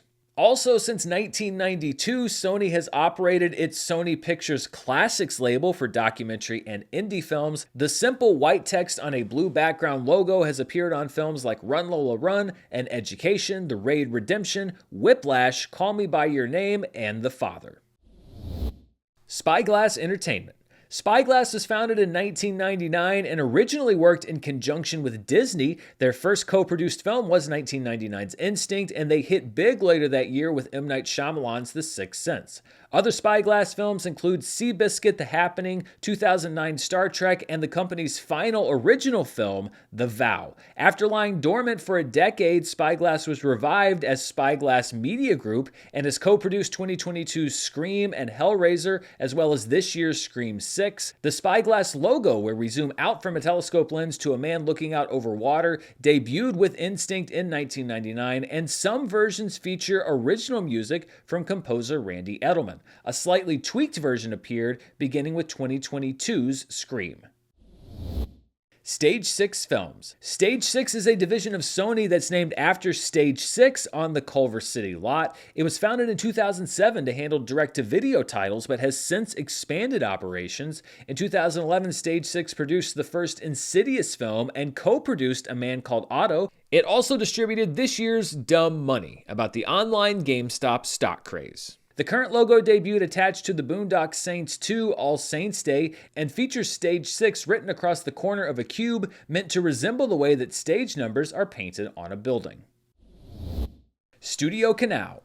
Studio Canal is a French company, a subsidiary of Vivendi, and one of the most prolific co-producers and film funders working today. The company's first production was Oliver Stone's The Doors in 1991, and since then they have produced dozens and dozens of films, including Terminator 2 Judgment Day, Basic Instinct, Cliffhanger, Stargate, Shaun of the Dead, Atonement, Paddingtons 1 and 2, and Evil Dead Rise. And the company's first real logo debuted attached to Billy Elliot in 2000, featuring the letters mixed up against a flashing background. A second logo featuring the company name appearing against a blue sky with clouds debuted in 2003, and starting with 2011's Tinker Tailor Soldier Spy, the current logo debuted, featuring the studio name appearing amongst prism-like spinning glass panels. The music for this logo was written by Oscar-winning composer Alexandre Desplat.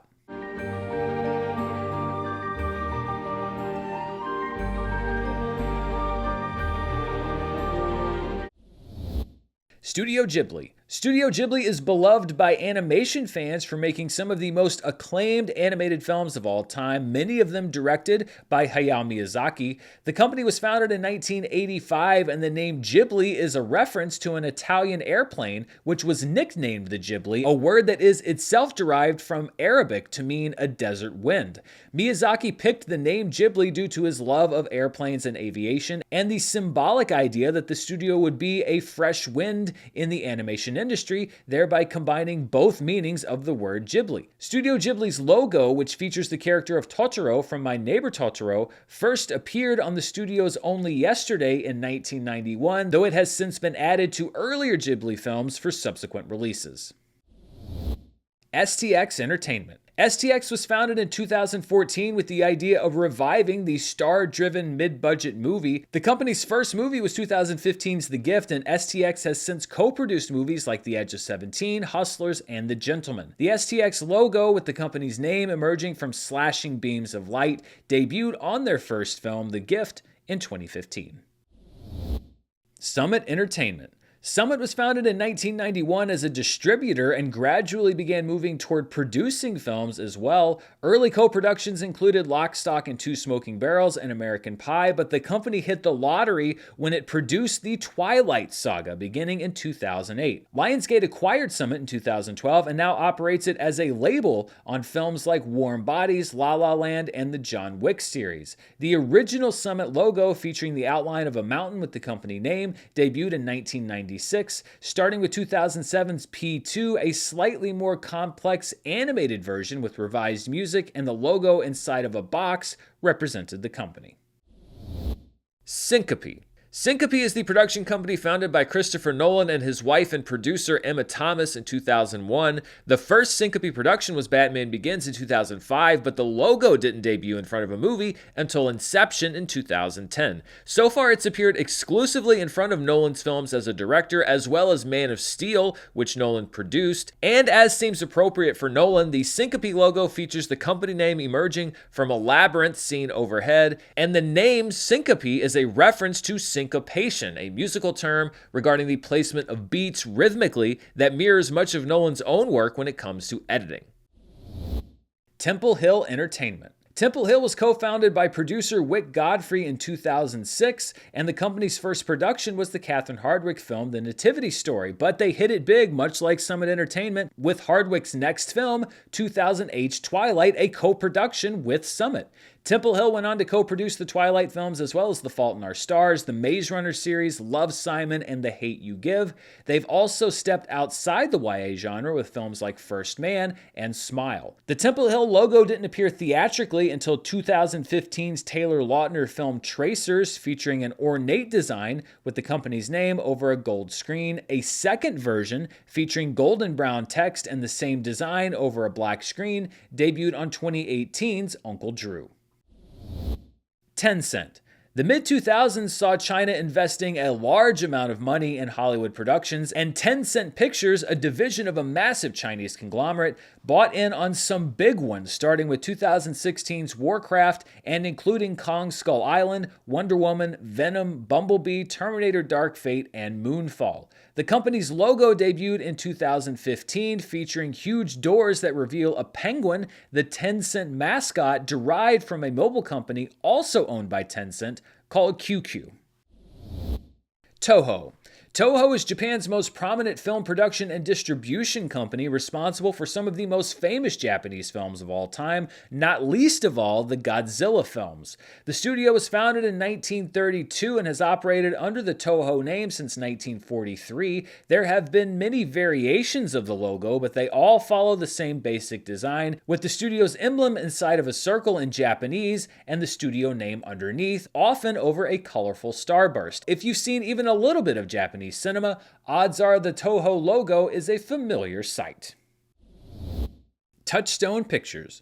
Touchstone was another of Disney's attempts to release films aimed at adults, and the first Touchstone film came in 1984 with Ron Howard's Splash. The Touchstone name would be attached to dozens and dozens of movies over the next 3 decades, including Who Framed Roger Rabbit, Dick Tracy, Con Air, The Royal Tenenbaums, and Gangs of New York. The most famous Touchstone logo, set against a black screen, debuted in 1985.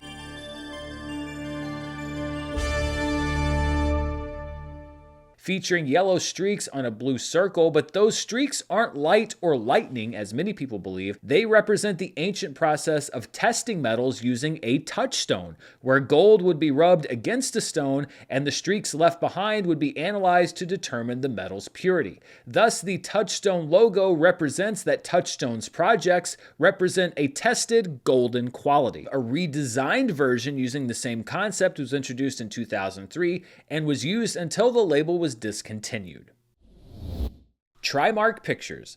Trimark was founded in 1984 and began operating under the Trimark name in 1989. The first film they produced was the early Adam Sandler film Going Overboard. Trimark also distributed Peter Jackson's Dead Alive and produced the Leprechaun films Eve's Bayou and Cube. So if you rented a video from Blockbuster in the 90s, you might have seen the Trimark logo. The only logo that Trimark had featured lines forming a triangle with a lion's head appearing alongside the company name, and it appeared in front of dozens of straight-to-video films and cult classics.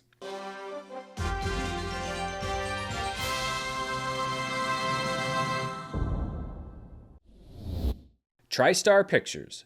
TriStar was founded in 1982 using the shared resources of three companies, Coca-Cola, HBO, and CBS, a trio, hence the name TriStar. The first movie TriStar produced was The Natural in 1984. It would go on to produce and or distribute movies like Rambo: First Blood Part 2, Labyrinth, Glory, Hook, Jerry Maguire, and Starship Troopers in the 80s and 90s. The company was fully sold to Sony in the late 80s and is now a division of that studio, still releasing movies like Baby Driver and The Woman King under the TriStar label. The TriStar Pictures logo, featuring a winged Pegasus jumping over the TriStar name, is one of the most memorable of the 80s and 90s and debuted in 1984.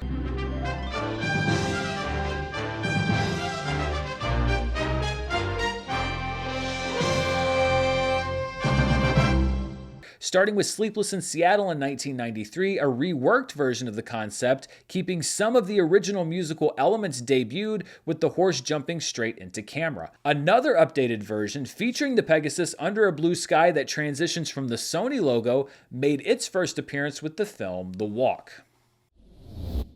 TSG. This is the logo most directly responsible for this video. In covering a story about TSG's relationship with Disney and Fox, I referred to this logo as featuring a guy shooting an arrow through a bunch of axes and was inundated with corrections that this was actually a depiction of Odysseus confirming his true identity by proving his bow shooting prowess. That got me thinking about how much we really know about all of these production company logos, and thus here we are. So you can thank TSG, which was backed by private equity and founded in 2013, largely teaming with Fox on movies like The Martian and The Greatest Showman, for this obscenely long and complicated video. And yes, for the record, the TSG logo does in fact depict Odysseus shooting an arrow through several axe heads in a recreation of a scene from the Odyssey where he uses his skill with a bow to prove his real identity. So there, I stand corrected. Twisted Pictures. Fans of the Saw franchise are no doubt familiar with the logo for Twisted Pictures. The bulk of Twisted's releases are Saw films, with projects like James Wan's Dead Silence and Repo the Genetic Opera also sprinkled in. The logo, featuring barbed wire surrounding the company name then being twisted around a stake, debuted with Saw in 2004. A slightly upgraded version premiered with 2017's Jigsaw and was last seen on this year's Saw X. United Artists. United Artists was founded in 1919 by Hollywood legends Mary Pickford, Charlie Chaplin, Douglas Fairbanks, and director D.W. Griffith as a studio that would allow actors and artists creative control over their own movies. The studio changed hands several times until being sold to MGM in the 1980s, and the United Artists label was retired altogether in 2019 in favor of putting MGM branding on the studio's projects. The first United Artists logo, with the studio's name inside of a hexagon, appeared in 1930 and was in use until 1967. Another version debuted in 1968 after United Artists was bought by the Transamerica Corporation and appeared in front of the original Thomas Crown Affair and several James Bond movies. A new version debuted in the 1980s, featuring a simple U folding into the A, and from 1987, starting with The Living Daylights, to 1993, a simple version of the logo featuring a flash of light revealing the company name was used. Starting with 1995's Tank Girl, a version featuring the entire company name over a stone wall took over, but in 2001, the simplified UA was back, with a light beam returning to reveal the UA in chrome letters. This would be the final United Artists logo.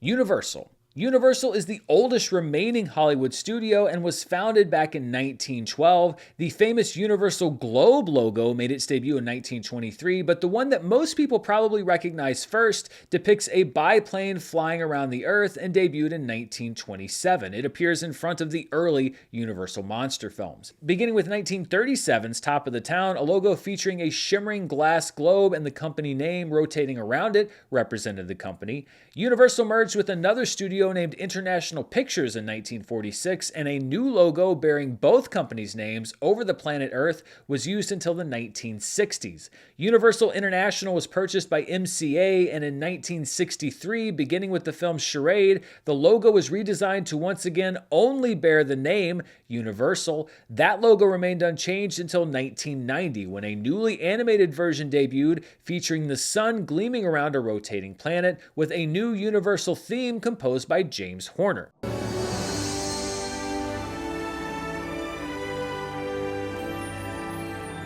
This version first appeared on Back to the Future Part 3, and another radical redesign wasn't introduced until 1997's The Lost World Jurassic Park, featuring the sun rising over the planet and light rays emanating from the Earth as the Universal logo rotated into view. This Universal theme, which many identify with the modern Universal Studios, was composed by Jerry Goldsmith prior to his death in 2004.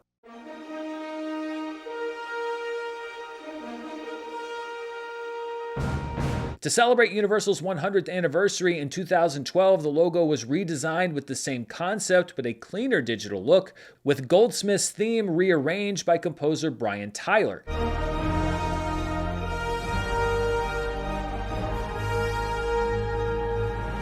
This version first appeared before the Lorax and is the current version appearing before Universal movies, but lest we forget, there was also the once used, elaborately designed variant for Universal's Dark Universe, a cinematic universe that had only one entry, 2017's The Mummy.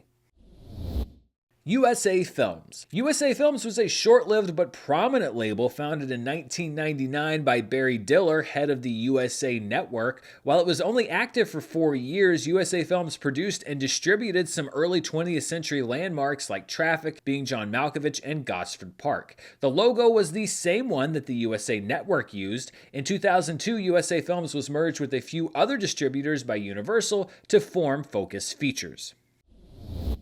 Valhalla Entertainment. Valhalla was founded in 1982 by Gail Ann Hurd, who shortly thereafter co-wrote and produced The Terminator. The company produced the rest of Cameron's films through Terminator 2 Judgment Day, and also produced Armageddon, the first 2 Hulk films, and the first 2 theatrical Punisher movies. It's now perhaps best known for producing The Walking Dead on television. Valhalla's had only one logo, a Viking ship sailing in front of a crescent moon. The logo made its debut on Armageddon in the summer of 1998. View Askew Productions. View Askew was founded by Kevin Smith and Scott Mosier in 1994, the same year that Clerks was released. Their first logo, featuring an illustrated, obscene clown, appeared only in front of Clerks. Then the company went without a logo until 2004, when a CG depiction of Jay and Silent Bob appeared on Jersey Girl and later Clerks 2. A 25th anniversary version of the logo featuring the return of the perverse clown was attached to Jay and Silent Bob Reboot, and a new version featuring a stylized clown head debuted with last year's Clerks 3. Village Roadshow Pictures. Village Roadshow was founded in 1989 after it absorbed Dino De Laurentiis' company. The company took some big swings with Billy Zane's The Phantom, the teen film Disturbing Behavior, and Practical Magic, but its breakthrough year was 1999 when it co-produced the comedy Analyze This and The Matrix. Since then, the company has produced dozens of hits, including Joker, Ready Player One, and Mad Max Fury Road. While the Village Roadshow logo, featuring several nested letter V's, had been around for quite some time, its major debut was attached to 1998's Practical Magic. A new variant set against white made its debut in 2019. Vinyl Films. Vinyl Films is director Cameron Crowe's production company, founded in 1996, and the first vinyl production was Jerry Maguire in 1996. Vinyl has produced all of Cameron Crowe's films since, with the last narrative feature being 2015's Aloha. Given Crowe's passion for music, it's no wonder that the logo resembles an album cover, with black, blue, and white cubes appearing in a square over the company name. Walden Media. Narnia fans may recognize the name Walden Media. It was founded in the year 2000 with the goal of making entertaining and wholesome movies for kids. The company's first production was 2003's Holes, and the first Narnia film was produced and released in 2005. Walden's first logo, featuring a stone skipping across a pond, presumably Walden Pond, debuted in 2003. The same design was slightly tweaked in 2010 and first appeared before the film The Tooth Fairy. Walt Disney.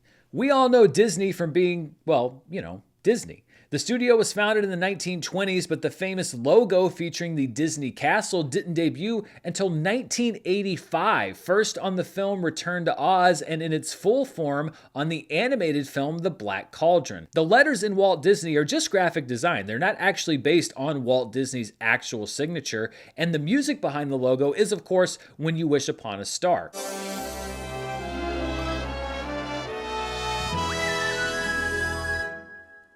The initial white on blue logo was used from 1985 until the release of The Shaggy Dog in 2006. For some films that were more mature, a gold on black variant of the logo was used beginning in the year 2000, and there was also a CGI version originally in use on some of the early Pixar movies. Beginning with the release of Pirates of the Caribbean: Dead Man's Chest, the Disney logo was completely reimagined with a dramatic CG rendering of the castle, with a reveal of the name Walt Disney as the music resolved. Beginning in 2011, the Walt was dropped from the title and the logo just reads Disney. And to celebrate the studio's 100th anniversary, a new version of the logo was rolled out this year with iconic landmarks from the studio's history added to the landscape. Various custom versions of the logo have also been produced for specific films, such as the live-action remake of Beauty and the Beast. Walt Disney Animation was split off from the main Disney company in the 1980s, but the division didn't receive its own logo until 2007's Meet the Robinsons. The image is, of course, Steamboat Willie, the first Disney cartoon to star Mickey Mouse, and the logo exists to separate Disney animated films from those of its other division, Pixar. Warner Brothers. Warner Brothers is one of Hollywood's most storied studios, founded 100 years ago by the four actual Warner Brothers. The shield logo with the letters WB inside has been around since the late 1920s. The 1930s and 40s saw the shield take even more prominence in the logo, and the movie Key Largo featured the first appearance of the shield as it would appear for the next several decades. In the late 1960s, the logo was briefly replaced when Warner Brothers merged with Seven Arts, and another redesign appeared in the early 1970s on movies like Dirty Harry. From 1973 to 1989, a black and red logo largely took the place of the original shield on films like All the President's Men and Dog Day Afternoon, but the shield also appeared in redesigned form, starting with 1984's Gremlins and going all the way through the late 1990s. Beginning with 1998's Fallen, a computer-generated version of the logo debuted, along with a musical motif referencing As Time Goes By from Casablanca, one of the studio's most famous films.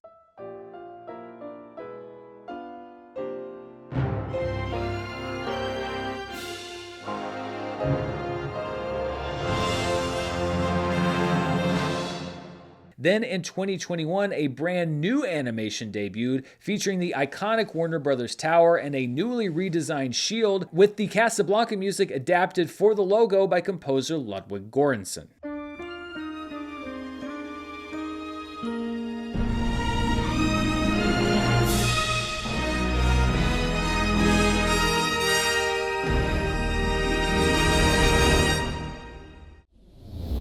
The Weinstein Company. The Weinstein Company was founded in 2005 after Bob and Harvey Weinstein left Miramax, and they were forced to declare bankruptcy in 2018 for, reasons. The Weinstein Company logo, a W made from 3 vertical beams of light, first appeared on the company's first film, Derailed, in 2005. The company produced 9 Best Picture nominees, with 2 wins before the Weinstein name was rightfully tarnished forever. Working title: Working Title is a production company founded in the UK in 1983 that co-produced dozens of films in the 80s and 90s, including a hefty chunk of the Coen brothers' filmography. Universal acquired the company in 1999, and their logo, which starts with sketches on a blueprint that transform into a gyroscope revealing the company name, made its debut in 2001, attached to Bridget Jones's Diary. It's also appeared on About a Boy, most of Edgar Wright's films, and most recently this year on Polite Society. And we're done, at least for now. I honestly don't know how many more logos I could research or how many of you could have possibly watched a 2-hour video about production company logos. But before we go, let's loop back to the beginning of this video and discuss how you can use what you've learned, and we'll revisit the logos for Transformers: Rise of the Beasts. Now, instead of sitting there blankly shoveling popcorn into your face like I do, when those logos come up, you know that they represent the movie's studio, Paramount Pictures, David Ellison's company, Skydance, and its long-term relationship with Paramount, newly established financier, New Republic, and Lorenzo de Bonaventura's company, which has produced all of the Transformers movies. So what do you think? Do you feel smarter about perhaps the most inconsequential field of trivia imaginable? Let me know in the comments below, and if you didn't see a logo that you've always wondered about, drop it down there too, because you never know. If movies have taught us one thing, it's that there could always be a sequel.